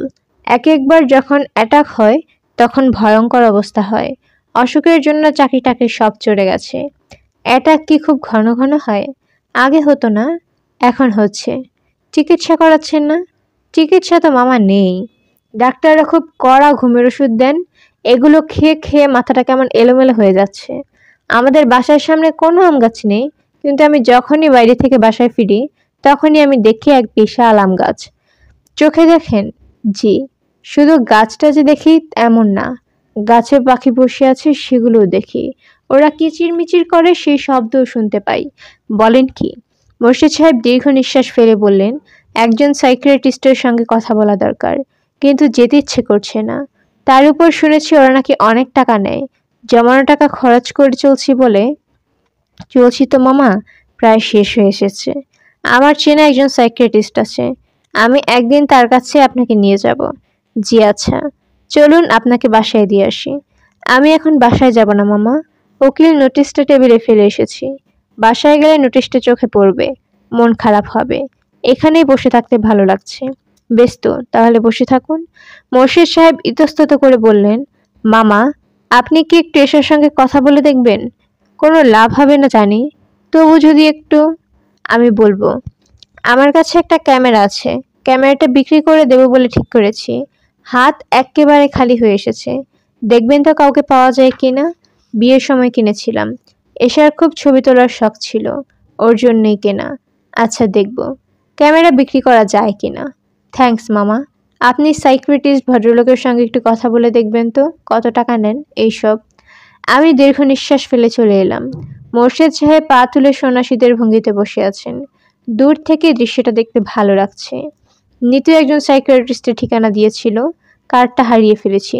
নিতুর কাছ থেকে ঠিকানা নিয়ে ভদ্রলোকের সঙ্গে আলাপ করে আসতে হবে। নিতুর সাইকিয়াট্রিস্ট ভদ্রলোকের নাম ইরতাজুল করিম। এর নামের শেষে ABCD অনেক অক্ষর। এতগুলো অক্ষর যে তিনি জোগাড় করেছেন তার অনেক বয়স হওয়ার কথা। তিনি কিন্তু ভদ্রলোক মধ্যবয়স্ক এবং হাসি খুশি। মুখে জর্দা দেওয়া পান। বিদেশি ডিগ্রিধারী ভদ্রলোকরা জর্দা দেওয়া পান খান না, আর খেলেও বাড়িতে চুপি চুপি খান। কেউ এলে দাঁত মেজে বের হন। এই ভদ্রলোক দেখি বেশ আয়েশ করে পান খাচ্ছেন এবং পানের পিক ফেলেন অ্যাশট্রেতে। তার চেম্বারটাও সুন্দর, অফিস লাগে না, মনে হয় ড্রয়িং রুম। ডাক্তার সাহেবের ঠিক মাথার উপর ক্লথ মানে রাখা ওয়াটার লিলির বিখ্যাত পেন্টিংয়ের প্রিন্ট দেখতেই এত সুন্দর, আসলটা জানি কত সুন্দর হবে। আমি ডাক্তার সাহেবের সামনের চেয়ারটাতে বসলাম। ভদ্রলোক আমার দিকে ঝুঁকে এসে বলল, কেমন আছেন হিমু সাহেব? জি ভালো। ইয়াদ সাহেবের স্ত্রী মিসেস নিতু অনেকদিন আগেই আপনার ব্যাপারে আমাকে টেলিফোন করেছিলেন, তাও একবার না, দুবার। তাদের মতো ফ্যামিলি থেকে যখন দুবার টেলিফোন আসে তখন চিন্তিত হতে হয়। আমি চিন্তিত হয়ে আপনার জন্য অপেক্ষা করছি। আরাম করে বসুন তো। আমি নড়ে চড়ে বসলাম। ডাক্তার সাহেব আমার দিকে ঝুঁকে এসে বললেন, আসতে এত দেরি করছেন কেন? টাকা পয়সা ছিল না তাই দেরি করেছি। আপনি কত টাকা নেন তা তো জানা নেই। আমি অনেক টাকা নেই, তবে টাকা পয়সা নিয়ে আপনাকে ভাবতে হবে না। আপনার চিকিৎসার সমস্ত ব্যয়ভার মিসেস নিতু নিয়েছেন। আমি তাহলে অসুস্থ? ওনার তাই ধারণা। আপনার কি ধারণা ডাক্তার সাহেব? আপনার সঙ্গে খানিকক্ষণ কথাবার্তাও না বলে এই ব্যাপারটা আমি ধরতে পারবো না। কথাবার্তা বললেই ধরতে পারবেন? হ্যাঁ পারবো, পারা উচিত। অবশ্য আমার কোনো প্রশ্নের উত্তরে আপনাকে সত্যি কথা বলতে হবে। আমাকে বিভ্রান্ত করার চেষ্টা করবেন না। অধিকাংশ লোক তাই করে, সাইকিয়াট্রিস্টদের বিভ্রান্ত করার চেষ্টা করে। বিভ্রান্ত করার চেষ্টা থেকেই তো আপনাকে ধরতে পারার কথা। লোকটি কি চায়, তার সমস্যা কি, ধরতে চেষ্টা করি, সবসময় পারি না। মানুষের ব্রেন নিয়ে আমাদের কাজকর্ম, সেই ব্রেন কেমন জটিল তা কি আপনি জানেন হিমু সাহেব? জানি না, তবে আজ করতে পারি। না, আপনি আজও করতে পারেন না। মানুষের ব্রেনে আছে 1 বিলিয়ন নিউরন। এক একটি নিউরনের কর্মপদ্ধতি বর্তমান আধুনিক কম্পিউটারের চেয়ে জটিল। কিছু বুঝতে পারছেন? না, বুঝতে পারার কথাও না। এখন আমরা কথা বলা শুরু করি। আপনি বেশ রিল্যাক্সড ভঙ্গিতে নিজের কথা বলুন তো শুনি। যা মনে আসে তাই বলতে থাকুন। নিজের কথা বলুন, নিজের বাবা মায়ের কথা বলুন, আত্মীয় স্বজনের কথা বলুন, বন্ধু বান্ধবের কথা বলুন। চা খেতে খেতে, সিগারেট খেতে খেতে বলুন। আমাকে কি কৌচে করে শুয়ে নিতে হবে না? না, ওইসব ফ্রয়েডীয় পদ্ধতি বাতিল হয়ে গেছে। আপনি শুরু করুন। তাছাড়া তাড়া আছে ডাক্তার সাহেব? না, আমার কোনো তাড়া নেই। অন্য সব রোগী বিদায় করে দিয়েছি। আপনি হচ্ছেন বিশেষ এক রোগী, ভেরি স্পেশাল। চা দিতে বলি নাকি কফি খাবেন? চা কফি কিছুই লাগবে না। যা শুনতে চাচ্ছেন বলছি, দুভাবে বলতে পারি, সাধারণভাবে কিংবা ইন্টারেস্টিং করে। কিভাবে শুনতে চান? সাধারণভাবেই বলুন, ইন্টারেস্টিং করার প্রয়োজন দেখছি না। আমার ধারণা এমনিতেই ইন্টারেস্টিং হবে। আমি কি পা উঠিয়ে বসতে পারি? পারেন। আমি জীবন ইতিহাস শুরু করলাম। ডাক্তার সাহেব, আমার বাবা ছিলেন একজন অসুস্থ মানুষ, সাইকোপ্যাথ, এবং আমার ধারণা খুব খারাপ ধরনের সাইকোপ্যাথ। তার মাথায় কি যেন ঢুকে গেল, মহাপুরুষ তৈরি করা যায় কিভাবে? যথাযথ ট্রেনিং দিয়েই তা করা সম্ভব। তার যুক্তি হচ্ছে, ডাক্তার, ইঞ্জিনিয়ার, ডাকাত, খুন যদি শিক্ষা এবং ট্রেনিং দিয়ে তৈরি করা যায়, তাহলে মহাপুরুষ কেন তৈরি করা যাবে না? অসুস্থ মানুষদের চিন্তা হয় সিঙ্গেল ট্র্যাকে। তার চিন্তা সেরকমই হলো। তিনি মহাপুরুষ তৈরি করার খেলায় নামলেন। আমি হলাম তার একমাত্র ছাত্র। তিনি এগোলেন খুব ঠান্ডা মাথায়। তার ধারণা হলো, আমার মা বেঁচে থাকলে তিনি তাকে এ জাতীয় ট্রেনিং দিতে দিবেন না। কাজেই তিনি মাকে সরিয়ে দিলেন। সরিয়ে দিলেন মানে মেরে ফেলেন। কি বলছেন এসব? আমি অবশ্যই মাকে খুন হতে দেখিনি, তেমন কোনো প্রমাণও পাইনি। বাবা প্রমাণ রেখে খুন করবেন এমন মানুষই না। খুব ঠান্ডা মাথার লোক। তার মাথা এত ঠান্ডা যে মাঝে মাঝে আমার মনে হয় হয়তো তিনি অসুস্থ ছিলেন না। অসুস্থ মানুষ এত ভেবেচিন্তে কাজ করেন না। অসুস্থ মানুষের মাথা এত পরিষ্কার থাকে না। তারপর বলুন, আপনার কাছে কি ইন্টারেস্টিং মনে হচ্ছে? অবশ্যই ইন্টারেস্টিং, তবে আমার কেন জানি মনে হচ্ছে আপনি আমাকে বিভ্রান্ত করার চেষ্টা করছেন। আমি হেসে ফেললাম। ডাক্তার সাহেব বললেন, হাসছেন কেন? আমি বললাম, গল্প বলে আমি আপনাকে বিভ্রান্ত করব না। আপনি নিশ্চিন্ত থাকুন। যা বলছি সবই সত্যি। আপনাকে গল্প ছাড়া আমি বিভ্রান্ত করতে পারি। করুন তো দেখি। আমি হাসি মুখে কিছুক্ষণ ডাক্তার সাহেবের দিকে তাকিয়ে সহজ গলায় বললাম, আপনার বাড়িতে এই মুহূর্তে একটা অ্যাক্সিডেন্ট হয়েছে। আপনার ছোট মেয়ে কিছুক্ষণ আগে তার পায়ের কিংবা হাতে ফুটন্ত পানি ফেলেছেন। তাকে হাসপাতালে নেওয়া হচ্ছে। আপনি আমাকে এসব কথা বিশ্বাস করতে বলছেন? জি বলছি। ইরতাজুল করিম সাহেব অ্যাস্ট্রেতে পানির পিক ফেলতে ফেলতে বললেন, হিমু সাহেব, আপনি কি চান আমি বাসায় টেলিফোন করি? করুন। ডাক্তার সাহেব টেলিফোন করতে লাগলেন। লাইন এঙ্গেজ পাওয়া যাচ্ছে। ডাক্তার সাহেবের চোখ মুখ শক্ত হতে শুরু করেছে। তিনি রিসিভার নামিয়ে রাখলেন, আবার ডায়াল করছেন। আমি সিগারেট ধরিয়ে আগ্রহ নিয়ে ডাক্তার সাহেবকে দেখছি। ডায়াল করতে করতে তিনি আমার দিকে সরু চোখে তাকাচ্ছেন। লাইন পেতে তার 10 মিনিটের মতো সময় লাগলো। এই 10 মিনিটে তিনি ঘেমে গেলেন, কপাল ভর্তি ফোঁটা ফোঁটা ঘাম। লাইন পাবার পর তিনি কাঁপা কাঁপা গলায় বললেন, কে কে? ওপাশের কথা শুনতে পাচ্ছি না, তবে ডাক্তার সাহেব কথা থেকে বুঝতে পারছি তার স্ত্রী ধরেছেন। ডাক্তার সাহেব বললেন, কেমন আছো? সবাই ভালো? সুচি কি করছে? টিভি দেখছে। আমার আসতে দেরি হবে? আচ্ছা রাখি। তিনি রিসিভার নামিয়ে রেগে রাগে গলায় বললেন, আমার ছোট মেয়ে সুচি ভালো আছে, টিভি দেখছে। আপনি আমাকে ভয় দেখালেন কেন? ভয় দেখাইনি তো, বিভ্রান্ত করেছি। আপনার মতো অতি আধুনিক একজন মানুষ আমার কথা বিশ্বাস করে আতঙ্কে অস্থির হয়ে গেলেন। কাজেই দেখুন, বিভ্রান্ত করতে চাইলে আমি করতে পারি। আপনি কি আমার জীবন বৃত্তান্ত বলবো, না আপনি উৎসাহ হারিয়ে ফেলেছেন? বলুন, সংক্ষেপে বলুন, ডিটেলসে যেতে হবে না। সংক্ষেপেই বলছি। বাবা আমাকে মহাপুরুষ বানানোর কাজে লেগে গেলেন। আমাকে সংসার, চারপাশের জীবন, অপরূপ প্রকৃতির প্রসঙ্গে নিরাসক্ত করতে চাইলেন। কিভাবে? বুদ্ধি খাটিয়ে আসক্তি কাটানোর তিনি নানা পদ্ধতি বের করেছিলেন। সংক্ষেপে বলতে বলেছেন, বলেই পদ্ধতিগুলি আর বর্ণনা করছি না। একটি পদ্ধতি বলুন। একবার বাবা আমার জন্য একটা তোতা পাখি আনলেন। আমার বয়স তখন 4 কিংবা 5। আমি পাখি মুগ্ধ হয়ে দেখলাম। বাবা বললেন, তোতা খুব সহজে কথা শিখতে পারে, তুই ওকে কথা শেখা। রোজই এর কাছে দাঁড়িয়ে বলবি, হিমু হিমু, একদিন দেখবি সে সুন্দর করে তাকে রাখবে, হিমু। আমি মহা উৎসাহে পাখিকে এই নাম শেখাতে লাগলাম। একদিন সত্যি সত্যি সে পরিষ্কার গলায় ডেকে উঠল, হিমু হিমু। আমি আনন্দে কেঁদে ফেললাম। বাবা তখন পাখিটাকে খাঁচা থেকে বের করে এক টানে মাথা থেকে ধরটা আলাদা করে ফেললেন। ডাক্তার সাহেব চাচা গলায় বললেন, মাই গড। আমি হাসি মুখে বললাম, আপনি চাইলে আমি আরো 2-1টা পদ্ধতির কথা বলতে পারবো। বলবো? না থাক, আমি আর শুনতে চাচ্ছি না। মানুষের চরিত্রের ভয়ঙ্কর দিকগুলি আমি যেন জানতে পারি, বাবা সেই ব্যবস্থা করলেন। কিছু ভয়ঙ্কর ধরনের মানুষের সঙ্গে আমাকে বাস করতে পাঠালেন। তারা সম্পর্কে আমার মামা, পিশাচ চরিত্রের মানুষ। বলতে পারেন আমি আমার জীবনের একটি অংশ পিশাচদের সঙ্গে কাটিয়েছি। তবে মামারা আমাকে অত্যন্ত স্নেহ করতেন, যাকে বলে অন্ধ স্নেহ। পাগলদের বিচিত্র মানসিকতা আমি ধরতে পারি, সেজন্য তিনি প্রায় বাসায় পাগল ধরে নিয়ে আসতেন। যত্ন করে 2-3 দিন রাখতেন। একজন এসেছিল ভয়াবহ উন্মাদ। সে রান্নাঘর থেকে বটি এনে আমার গায়ে কোপ বসিয়ে দিয়েছিল। পিঠে এখন একটা দাগ আছে। দেখতে চান? না, আজ বরং থাক। আমার শুনতে আর ভালো লাগছে না। 1 সপ্তাহ পর ঠিক এই দিনে আবার কথা বলবো। আমি ডায়েরিতে লিখে রাখলাম, একটু রাত করে আসুন, 10টার দিকে। চলে যেতে বলছেন? হ্যাঁ, চলে যান। আমার নিজের শরীরটাও খুব ভালো লাগছে না। মনে হচ্ছে আপনার গল্প আমাকে এফেক্ট করেছে। যাবার আগে শুধু বলে যান, আপনার বাবার এক্সপেরিমেন্ট কি সফল হয়েছে? আমি উঠে দাঁড়াতে দাঁড়াতে বললাম, সফল হয়নি। বাবার এক্সপেরিমেন্টের ত্রুটি ছিল। তিনি মানুষের অন্ধকার দিকগুলো আমাকে দেখাতে চেয়েছিলেন, আলোকিত দিক দেখাতে পারেননি। আমার প্রয়োজন ছিল ঈশ্বরের কাছাকাছি একজন মানুষ, যে আমাকে শেখাবে ভালোবাসা, আনন্দ, আবেগ এবং মঙ্গলময় মহাসত্য। আমি নিজে এখন সেরকম মানুষই খুঁজে বেড়াচ্ছি, পাচ্ছি না। পেলে বাবার এক্সপেরিমেন্টের ফল দেখতে পারতাম। আপনি বিশ্বাস করেন মহাপুরুষ হওয়া এত সম্ভব? হ্যাঁ করি। ডাক্তার সাহেব, আরেকটা কথা আপনাকে বলা দরকার। আমি কিন্তু মাঝে মাঝে ভবিষ্যৎবাণী করতে পারি। কিছু একটা বলি তা লেগে যায়।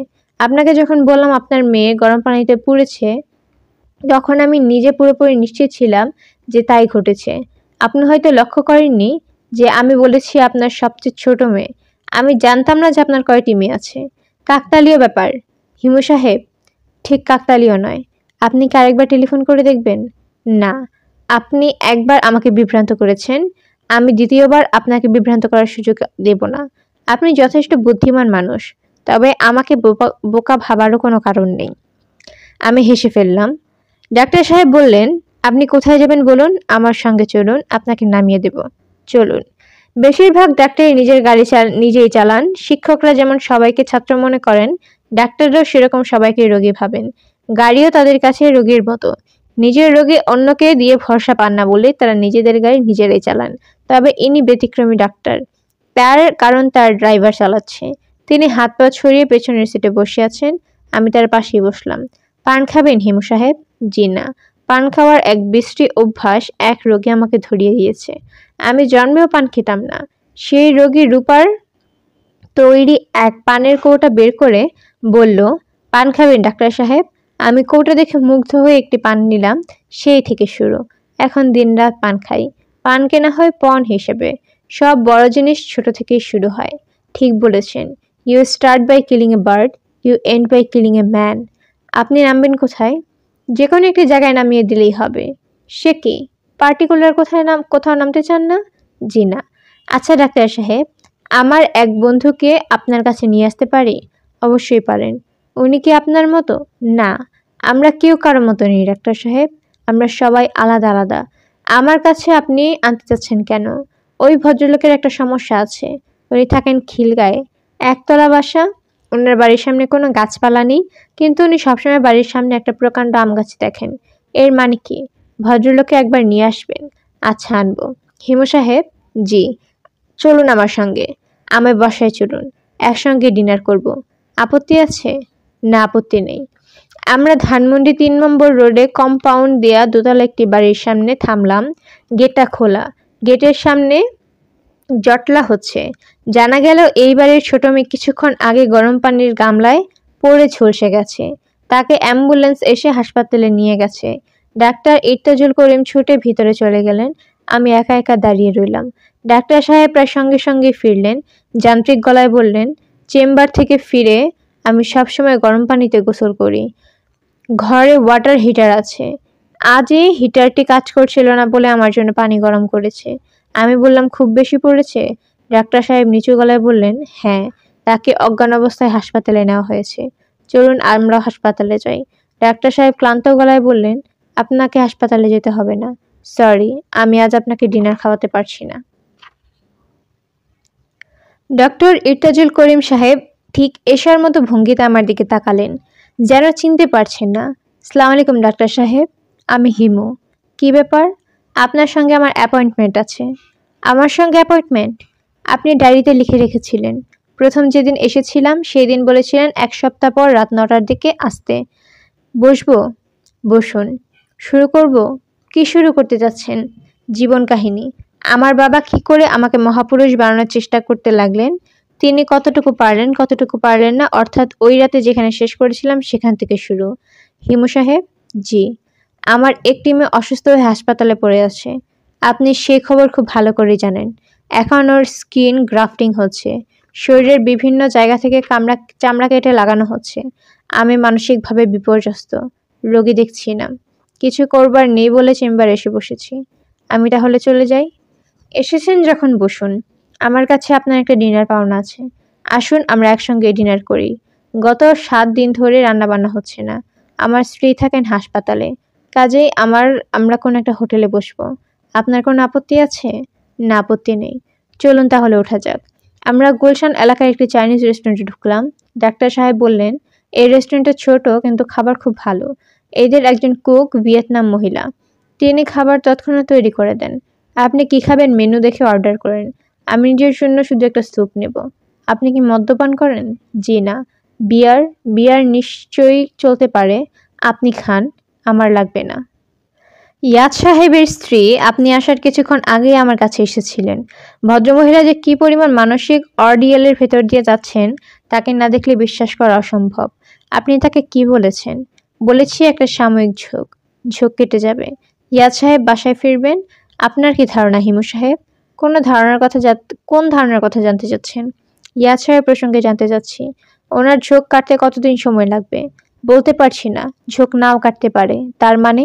খাওয়া দাওয়া বন্ধ করে আমি সিগারেট ধরতে ধরতে বললাম, মানুষ খুব বিচিত্র প্রাণী ডাক্তার সাহেব। সে সারা জীবন অনেক কিছু অনুসন্ধান করে ফেলে। সে অনেক অনুসন্ধানের একটি হলো তার অবস্থান। সে কোথায় খাপ খায় তা জানতে চায়। সে বিশেষ জায়গাটা যখন জেনে যাবে তখন তাকে নাড়ানো কঠিন হয়ে পড়বে। আপনি ভুলে যাচ্ছেন হিমু সাহেব, মানুষ খুব রেশনাল প্রাণী।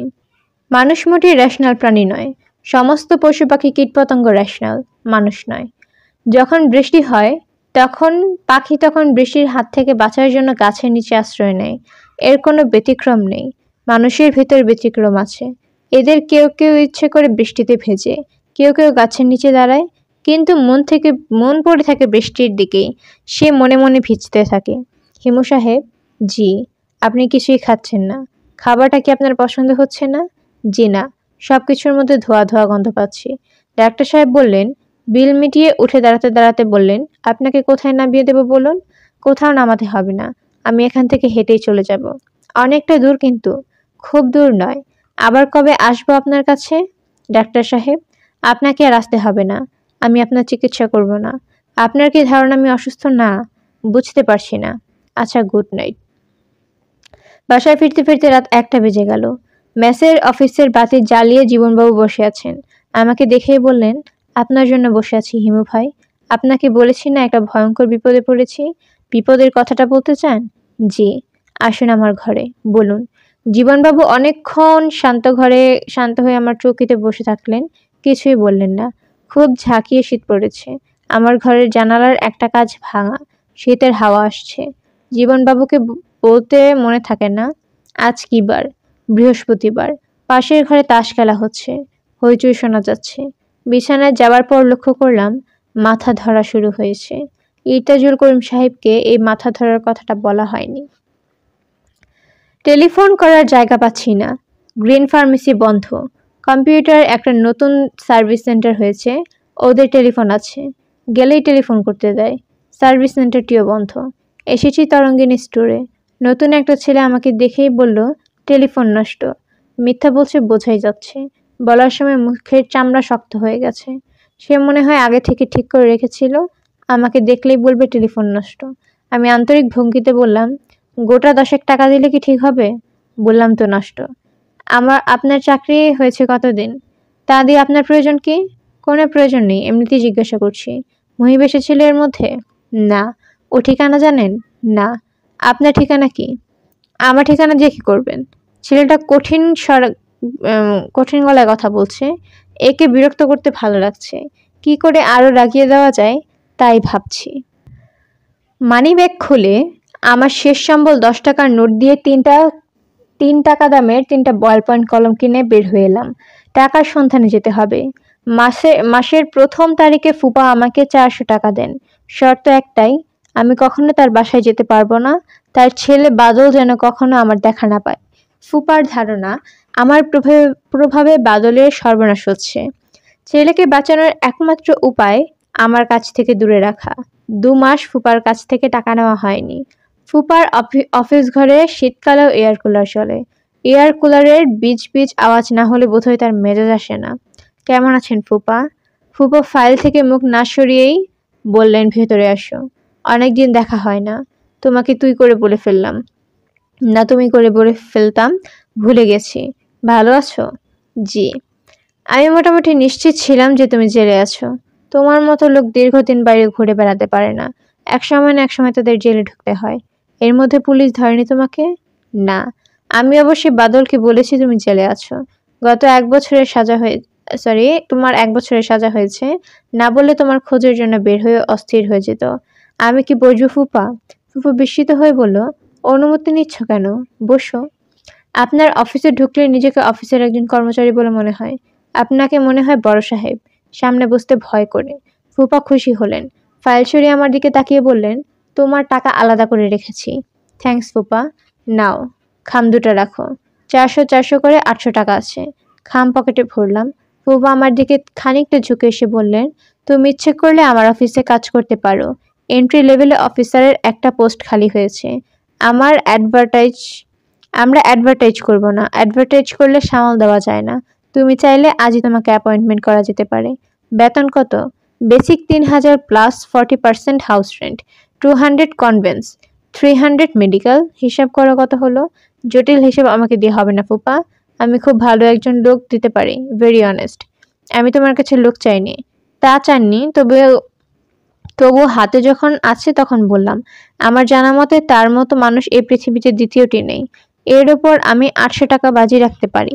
আমার এই টাকাটাই আমার সম্বল। আপনি যদি এমন কাউকে পান যে লোকটার মতো, তাহলে আমি সঙ্গে সঙ্গে 800 টাকা ফিরিয়ে দেব। ফুপা চুরুট ধরাতে ধরাতে বললেন, কি আছে লোকটা জানানোর কারণেই? সে তার বাড়ির সামনে একটা আম গাছ দেখতে পায়, যদিও সেখানে কোনো আম গাছ নেই, কোনো কালেই ছিল না। সে পরিষ্কার আম গাছ দেখে, গাছে পাখি বসে আছে, পাখির কিচিরমিচির শুনতে পায়।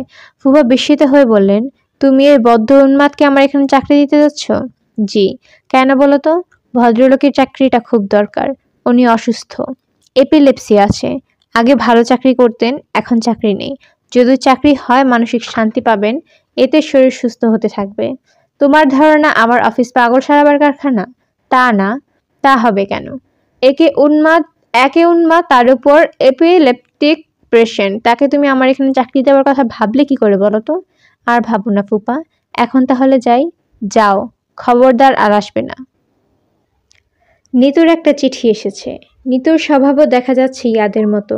চিঠি পাঠিয়েছে ইংরেজিতে টাইপ করে, ডাকে পাঠায়নি, হাতে হাতে পাঠিয়েছে। নিতুর ম্যানেজার চিঠি নিয়ে এসেছে, তার উপর নির্দেশ, চিঠি আমার হাতে দিয়ে অপেক্ষা করবে এবং জবাব নিয়ে যাবে। বড়লোকের ম্যানেজার শ্রেণীর কর্মচারীরা নিজের প্রভু ছাড়া সবার উপর বিরক্ত হয়ে থাকে। এই ভদ্রলোককে দেখলাম মহাবিরক্ত, প্রায় ধমকের স্বরে বলল, কোথায় থাকেন আপনি? কেন বলুন তো? এই নিয়ে 10 বার এসেছি। বসে যে অপেক্ষা করব সে ব্যবস্থাও নেই। মেসের অফিস বন্ধ। একজনকে বললাম একটা চেয়ার এনে দিতে, সে আচ্ছা বলে চলে গেল, আর দেখা নেই। আমি গম্ভীর গলায় বললাম, এরপর থেকে যখন আসবেন একটা ফোল্ডিং চেয়ার সঙ্গে করে নিয়ে আসবেন। ম্যানেজারের মুখ কঠিন হয়ে গেল। মনে হচ্ছে এ জাতীয় কথাবার্তা শুনে সে অভ্যস্ত নয়। নিতুর চিঠি বের করে বলল, চিঠি পড়ে জবাব লিখে দিন। আপা বলেছে জবাব নিয়ে যেতে হবে। এখন চিঠি পড়তে পারবো না। ম্যানেজার হতভম্ব গলায় বলল, এখন পড়তে পারবে না? জি না।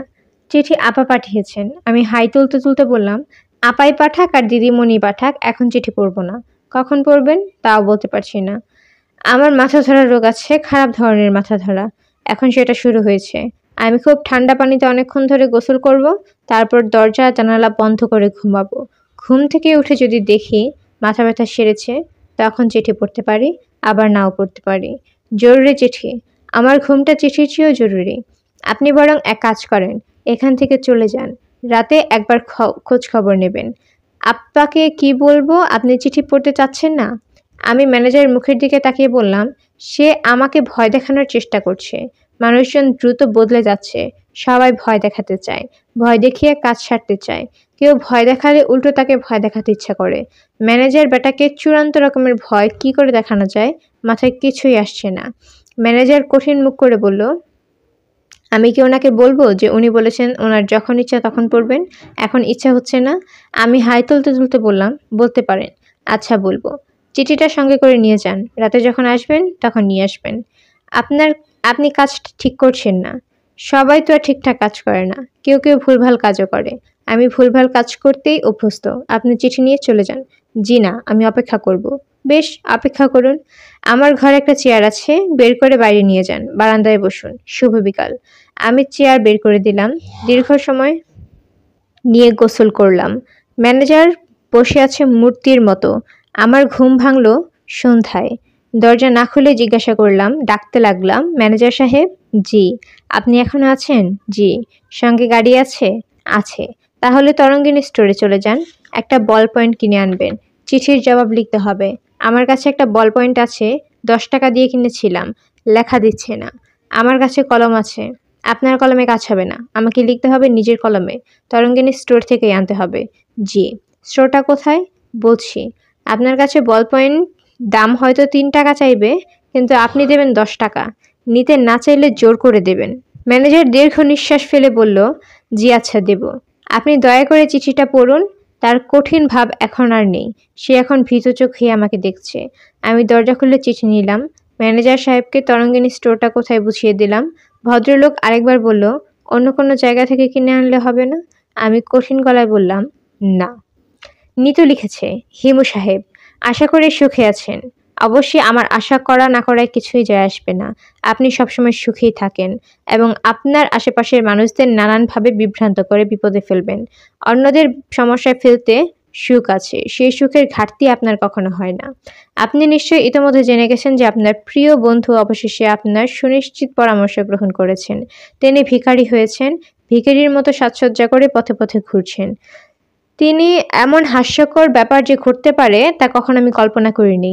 ইয়াদ বুদ্ধিমান নয় এই তথ্যটি আপনি যেমন জানেন আমিও জানি, কিন্তু ও যে কতটা বোকা তা আপনি চোখে আঙুল দিয়ে আমাকে দেখিয়ে দিলেন। ইয়াদের আত্মীয় স্বজনের কাছে আমি বলেছি ব্যাপারটা আর কিছুই না, ইয়াদের এক ধরনের খেলা। ওরা ব্যাপারটাকে সেভাবেই নিয়েছে এবং বেশ মজাও পাচ্ছে, কিন্তু আমি নিজে তো জানি ব্যাপারটা খেলা হলেও আপনার জন্য খেলা, ইয়াদের জন্য নয়। আপনি যে খেলা খেলছেন তা হলো ডেঞ্জারাস গেম। আশা করি আপনি জানেন খেলা কোথায় শেষ করতে হয়। আমি 2 জন লোক ইয়াদের পেছনে লাগিয়ে দিয়েছি। ওরা সব সময় তার দিকে লক্ষ্য রাখছে। আমার ধারণা ছিল 2 দিন পার হওয়ার আগেই ও মোহভঙ্গ হবে এবং সে বাড়িতে ফিরে আসবে। আমাকে জোর খাটিয়ে কিছু করতে হবে না। কিন্তু সে বাসায় ফিরছে না। আপনি এই চিঠি পাওয়া মাত্র এমন ব্যবস্থা করবেন যেন সে বাড়িতে ফিরে আসে। আমি একটা ব্যাপার খুব পরিষ্কার করে আপনাকে জানাতে চাই, তা হলো ও বোকা হোক যাই হোক, আমি ওকে অসম্ভব ভালোবাসি। ভালোবাসার মাপার যন্ত্র বের হয়নি। বের হলে আমার ভালোবাসার পরিমাণ আপনাকে মেপে দেখাতাম। ওর কোনো রকম ক্ষতি আমি সহ্য করব না। কাউকে সেই ক্ষতি করতেও দেব না। ও কোথায় রাত্রি যাপন করে তা আমাদের ম্যানেজার সাহেব জানেন। উনিই আপনাকে সেখানে নিয়ে যাবেন। ওর মাথা থেকে ভূত সরিয়ে আপনি ওকে আমার কাছে ফিরিয়ে দেবেন এবং আর কোনোদিন ওর সঙ্গে যোগাযোগ করবেন না। আপনার এই ধরনের কাজের জন্য আমি বিশাল বড় মূল্য দিতে প্রস্তুত আছি। Tell me your price. আর কিছু কথা বলার ছিল, ক্লান্ত বোধ করছি। নিতু। আমি চিঠি শেষ করে ডাকলাম, ম্যানেজার সাহেব। ভদ্রলোক তৎক্ষণাৎ জবাব দিল, জি স্যার। আপনাকে কি চিঠির জবাব নিয়ে যেতে বলেছে? জি। বল পেন এনেছেন? জি। কত নিয়েছে? 4 টাকা চেয়েছিল, আপনি 10 টাকা দিতে বলেছেন তাই দিয়েছি। নিতে চাচ্ছিল না, আপনার কথা বলে জোর করে দিয়ে এসেছি। ভালো করেছেন। আপনি কি চিঠির জবাব দেবেন? না। তবে আপনাকে নিয়ে ইয়াদের খুঁজে যাব। চলুন যাওয়া যাক। এখন গেলে ওনাকে পাওয়া যাবে না। ওনার এটা ঘুমানোর জায়গা আছে। রাত 11টার দিকে সেখানে ফেরেন। তাকে এখন ভিখিরির মতো লাগে? জি লাগে। ভিক্ষা শুরু করেছে? জি না। চলছে কিভাবে? তাও ঠিক জানি না। কিছু টাকা পয়সা নিয়ে বের হয়েছিলেন মনে হয়। খাওয়া দাওয়া করছে? প্রথম কয়েকদিন কিছু খাননি, রাতে একটা পাউরুটি খেয়েছেন। তারপর আমি শুধু প্রথম দিনের খবরই জানি। ওর দিকে লক্ষ্য রাখার জন্য লোক রাখা আছে? জি না। ম্যানেজার সাহেব, আপনি নিজে কি খাওয়া দাওয়া করেছেন? না, দুপুর থেকে এখানেই বসে আছি, কিছু খানি। ম্যানেজার বলেন, আমি বললাম, নিতু বলে দিয়েছেন আমাকে এক মুহূর্তের জন্য চোখের আড়াল না করতে? জি। তাহলে চলুন, আমার সঙ্গে চলুন, আপনাকে খাইয়ে আনি। লাগবে না। আসুন যাই। স্যার, আমি কিছু খাবো না। রাতে 11টার দিকে ইয়াদের সন্ধানে বের হলাম। ইয়াদ থাকে মিরপুর 10 নম্বরে C&D গুদামে। গুদামের ভেতর গাদাগাদি করে রাখা রাস্তার কালভার্টের সিরামিক স্ল্যাব। দেখতে বিশাল আকৃতির সিলিন্ডারের মতো, তার একটিতে ইয়াদের সংসার। বাইরে থেকে ইয়াদ বলে ডাকতে এসে খুশি খুশি গলায় বলল, চলে আয়, মাথা নিচু করে ঢুকবি। দাঁড়া 1 সেকেন্ড, বাতি জ্বালাই। সে কুপি জ্বালালো। আমি ঢুকলাম। ভক করে খানিকটা পচা দুর্গন্ধ নাকে ঢুকলো। গন্ধে নাড়ি ভুড়ি উল্টে আসছে রে ইয়াদ। প্রথম খানিকক্ষণ গন্ধ পাবি, তারপর আর পাবি না। মাথা নিচু করে ঢোক। সিলিন্ডার স্ল্যাবের এক মাথা পলিথিন দিয়ে মোড়ানো, অন্য মাথায় চটের পর্দা। নিচে পুরনো একটি কম্বল লম্বালম্বি বিছানো। কম্বলের উপর ইয়াদ হাসি মুখে বসে আছে। তুই এখানে আসবি আমি জানতাম, কাজেই খবর দিইনি। সুখে আছিস মনে হয়? অবশ্যই সুখে আছি। কোনো রকম চিন্তা ভাবনা নেই।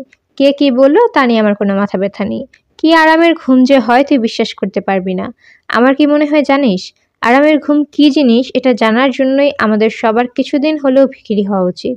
তার উপর ভিখিরিদের মধ্যে কমিউনিটি ফিলিং আছে, যা আছে তার তুলনায় বাইরে নেই।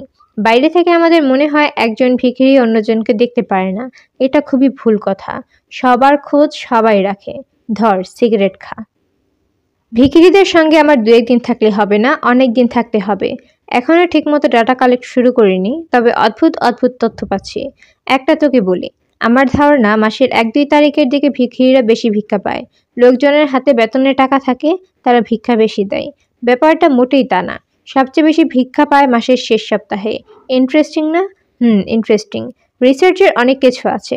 যারা ভিক্ষা দিচ্ছে তাদের নিয়েও রিসার্চ হওয়া দরকার। এই দিকে কোনো কাজই হচ্ছে না।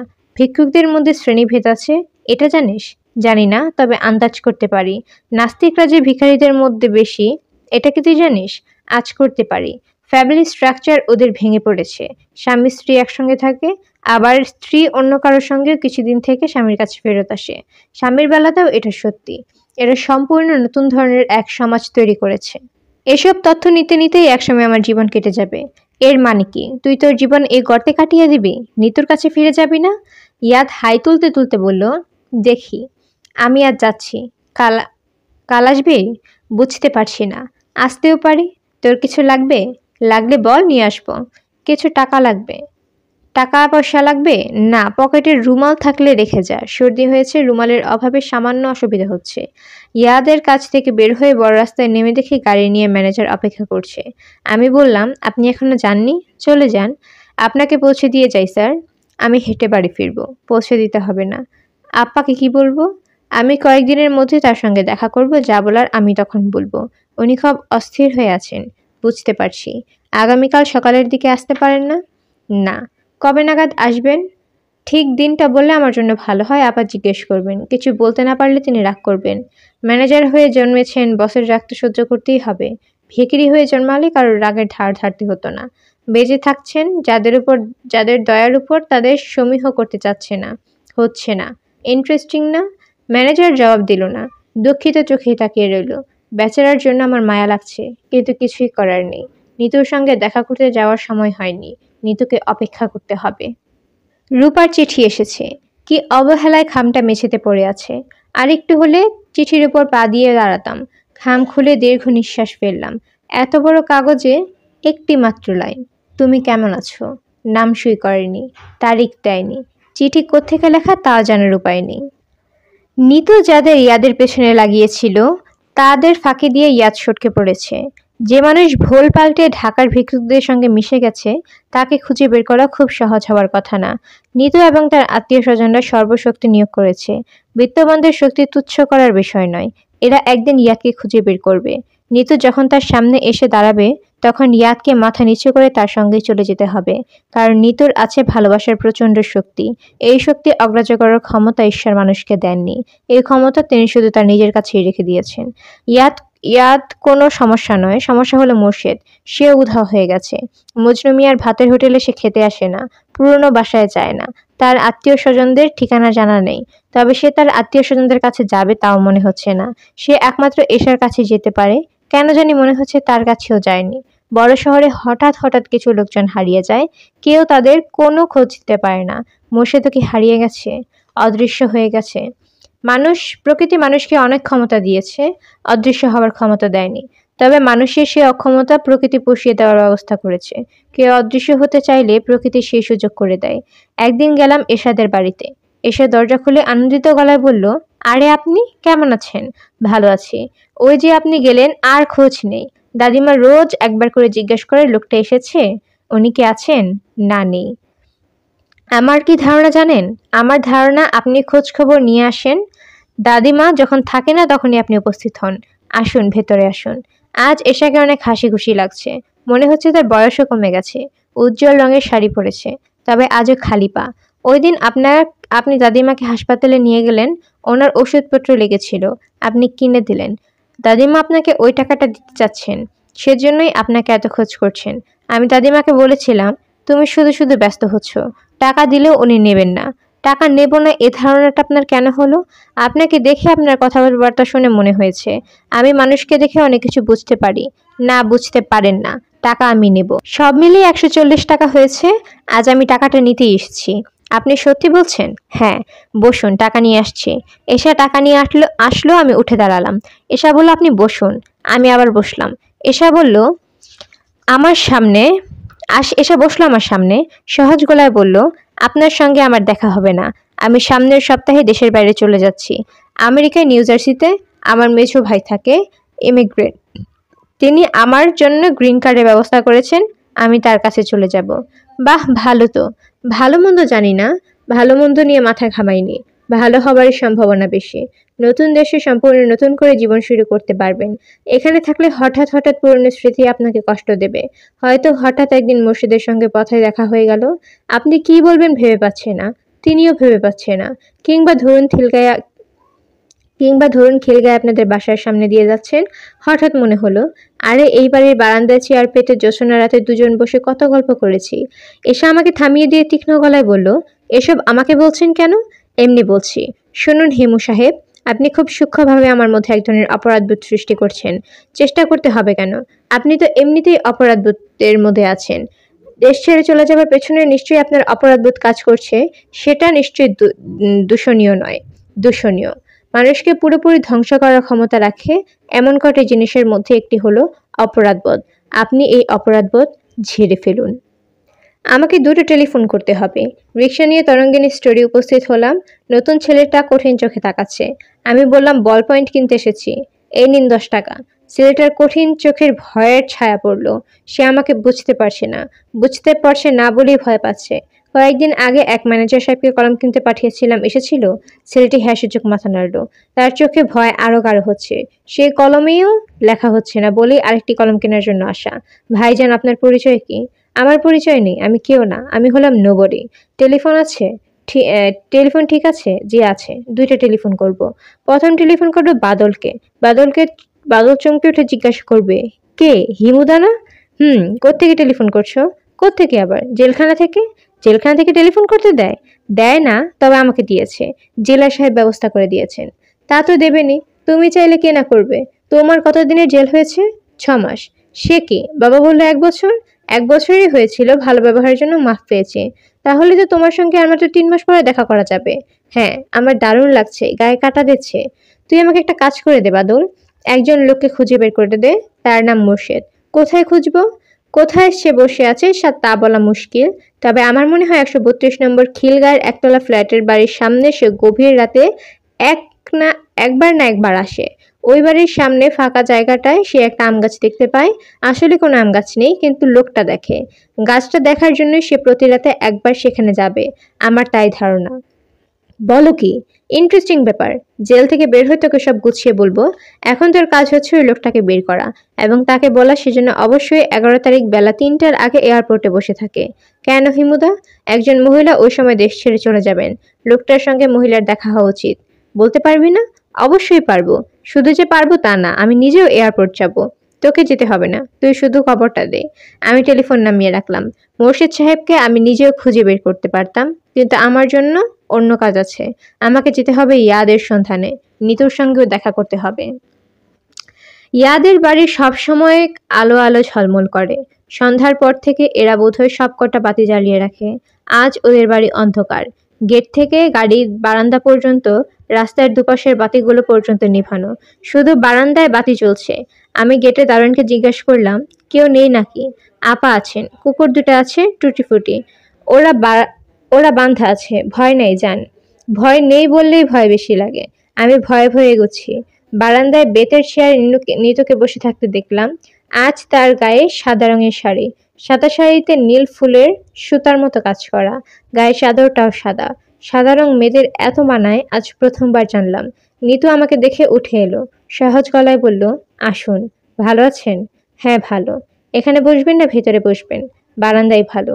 হ্যাঁ, বারান্দায় ভালো। আপনি কি লক্ষ্য করেছেন বেশিরভাগ সময় আমি বারান্দায় বসে থাকি? আমি লক্ষ্য করেছি। আপনার তাড়া নেই তো? আপনার সঙ্গে অনেক কথা আছে। আমি চা দিয়ে যেতে বলি, টুটিফুটিকে খাবার দিয়ে আসি। আমি খাবার না দিলে ওরা কিছুই খায় না। নিতু উঠে গেল। আমি স্বস্তির নিঃশ্বাস ফেললাম। ভেবেছিলাম নিতু খুব আপসেট দেখাবে, সেরকম মনে হচ্ছে না। আপসেট যদি হয়েও থাকে নিজেকে সামলে নিয়েছে। আমি লক্ষ্য করছি ছোটখাটো ব্যাপারে যারা অস্থির হয়, বড় ব্যাপারগুলি তারা মোটামুটি ঠিক থাকে। ঘরে তৈরি সমুচা এবং পট ভর্তি চা। ট্রে নিতু নিয়ে এসেছে। এই কাজ সে কখনো করে না। খাবার আনার জন্য লোক আছে। সমুচাগুলি এইমাত্র ভাজা হয়েছে। খান, ভালো লাগবে। সঙ্গে টক দেব? না। টুটিফুটিকে খাবার দেওয়া হয়েছে? দেওয়া হয়েছে। ওরা কি সমুচা খাচ্ছে? না, ওরা সেদ্ধ মাংস খাচ্ছে। হলুদ দিয়ে সেদ্ধ করা মাংস। দিনে ওরা একবারই খায়। আমি সমুচা খেতে খেতে বললাম, বিলেতি কুকুর একবার খায়, কিন্তু দেশি কুকুরগুলি সারাক্ষণ খায়। কিছু পেলেই খেয়ে ফেলে। ট্রেনিং দেওয়া হয় না বলে সারাদিন খায়। ট্রেনিং দিলে ওরাও একবেলা খেত। চা ঢেলে দেব? দিন। নিতু চা ঢেলে কাপ এগিয়ে দিল। আমি লক্ষ্য করলাম সাদা শাড়ির সঙ্গে মিলিয়ে নিতু কানে মুক্তার দুল পড়েছে। মিষ্টি হয়েছে? হয়েছে। নিতু চেয়ারে সোজা হয়ে বসলো, বড় করে নিঃশ্বাস নিল। মনে হচ্ছে সে এখন কিছু কঠিন কথা বলবে। আপনি গিয়েছিলেন ইয়াদের কাছে? জি। তাকে বলেছিলেন পাগলামি বন্ধ করে ঘরে ফিরে আসতে? না, আমিও তাই ভেবেছিলাম। আপনি তাকে দেখে খুব মজা পেয়েছেন। একজনকে শুধু কথায় ভুলিয়ে ভিখিরিদের সঙ্গে ভিড়িয়ে দেওয়া সহজ কাজ নয়, কঠিন কাজ। সবাই তা পারে না, আপনি পারেন। আমি হাই তুলতে তুলতে বললাম, আমি ওকে কিছু বলিনি, কারণ বলার প্রয়োজন দেখিনি। কেন প্রয়োজন দেখেননি? ও ফিরে আসবে। ও আপনার প্রতি ভালোবাসা ওর প্রবল। সে ভালোবাসা অগ্রাহ্য করার ক্ষমতা ওর নেই। বড় বড় কথা বলে আমাকে ভোলাতে চাচ্ছেন? না, যা সত্যি তাই বললাম। যা সত্যি তা আপনি কাউকে বলেন না, কারণ সত্যটা কি আপনি নিজেও জানেন না। আপনি বিভ্রম তৈরি করতে পারেন বলেই বিভ্রমের কথা বলছেন। আমি খুব বিনীতভাবে আপনাকে একটা চিঠি লিখেছিলাম। আশা করেছিলাম আপনি আসবেন, আসেননি। ইয়াদের সঙ্গে দেখা করতে গিয়েছেন, তাও আমার কারণে যাননি। ইয়াদের কানে আপনি মন্ত্র দিয়েছেন। তাকে বলেছেন যে দুজন লোক তার পেছনে লাগানো আছে, সে যেন ভোর রাতে সবার চোখে ধুলো দিয়ে পালিয়ে যায়। আমি কি ঠিক বলছি? চুপ করে থাকবেন না, উত্তর দিন। আমি বললাম, একটা সিগারেট খেতে পারি? নিতু নরম গলায় বলল, অবশ্যই খেতে পারেন। আপনার বন্ধু গাঁজা খেয়ে মাঠে পড়েছিল, আপনি সিগারেট খাবেন না কেন? তা ভাববেন না আপনাকে আমি সহজে ছেড়ে দেব। আপনাকে আমি কঠিন শাস্তি দেব। কি শাস্তি? আপনি তো ভবিষ্যৎ বলে বেড়ান, কাজেই আপনি নিজে অনুমান করুন, দেখে আপনার অনুমান ঠিক হয়েছে কিনা। অনুমান করতে পারছি না। আরেক কাপ চা খাবেন? আরেক কাপ? পটে চা আছে। না, আর খাবে না। খাবো না, আমি এখন উঠব। আর দুশ্চিন্তা করবেন না, ইয়াদ চলে আসবে। সান্ত্বনা দেওয়ার জন্য ধন্যবাদ। নিতু হাসলো, কিন্তু তার চোখ অসুস্থ মানুষের চোখের মতো ঝকঝক করছে। আমি চেয়ার ছেড়ে দিয়ে উঠে দাঁড়ালাম। নিতু বলল, আপনাকে শাস্তি দেব তা না। তা না বলেই চলে যাচ্ছেন? অনুমান করতে পারছেন না? না, একটু চেষ্টা করুন, চেষ্টা করলেই পারবেন। পারছি না। আচ্ছা যান। নিতু উঠে দাঁড়ালো। আমি গেটের দিকে এগুচ্ছি এবং ভয় পাচ্ছি, অকারণে তীব্র ভয়। মনে হচ্ছে শরীর ভারী হয়ে আসছে, ঠিকমতো পা ফেলতে পারছি না। গেটের কাছে প্রায় কাছাকাছি চলে যাওয়ার পর বুঝতে পারলাম নিতু কি শাস্তি দিতে চাচ্ছে। একবার ইচ্ছা করলে চেঁচিয়ে বলি, না নিতু না। তার সময় পাওয়া গেল না। টুটি ফুটি উল্কার মতো ছুটে এলো। মাটিতে পড়ে যাওয়ার আগে এক ঝলক দেখলাম বারান্দায় আঙুল উঁচিয়ে নিতু দাঁড়িয়ে আছে। ধবধবে সাদা প্রকাশে তাকে দেখাচ্ছে দেবী প্রতিমার মতো। নিতু হিস হিস করে বলল, কিল হিম, কিল হিম।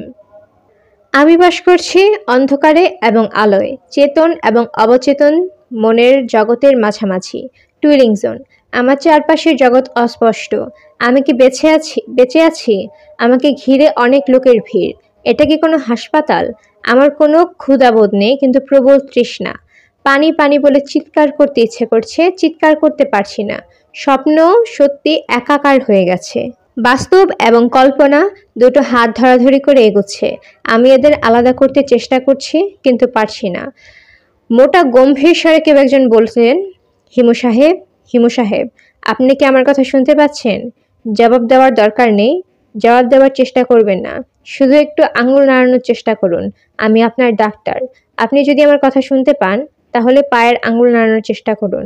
আমি প্রাণপণে পায়ের আঙুল নাড়াতে চেষ্টা করি, পারি কি পারি না বুঝতে পারি না। মোটা গলায় ডাক্তার সাহেব কথা শুনতে পাই না। আশেপাশের সব শব্দ অস্পষ্ট হয়ে আসে। তখন গম্ভীর কোনো নৈ শব্দ থেকে আমার বাবার গলা শুনতে পাই। খোকা, খোকা, আমার কথা শুনতে পাচ্ছিস? শুনতে পেলে আঙুল ফাঙুল নাড়াতে হবে না। মনে মনে বল, শুনতে পাচ্ছি, তাহলে আমি বুঝবো। শুনতে পাচ্ছিস খোকা? পাচ্ছি। তুমি আমাকে খোকা বলে ডাকছো কেন? তুমিই তো নাম দিলে হিমালয়। তোর মা খোকা ডাকতো, এজন্য খোকা ডাকছি। শোন খোকা, তোর অবস্থা তো কাহিল। টুটি ফুটি তোর পেটের নাড়ি ভুড়ি ছিঁড়ে ফেলেছে। আমি অবশ্য খুব খুশি। তুমি খুশি? খুব খুশি।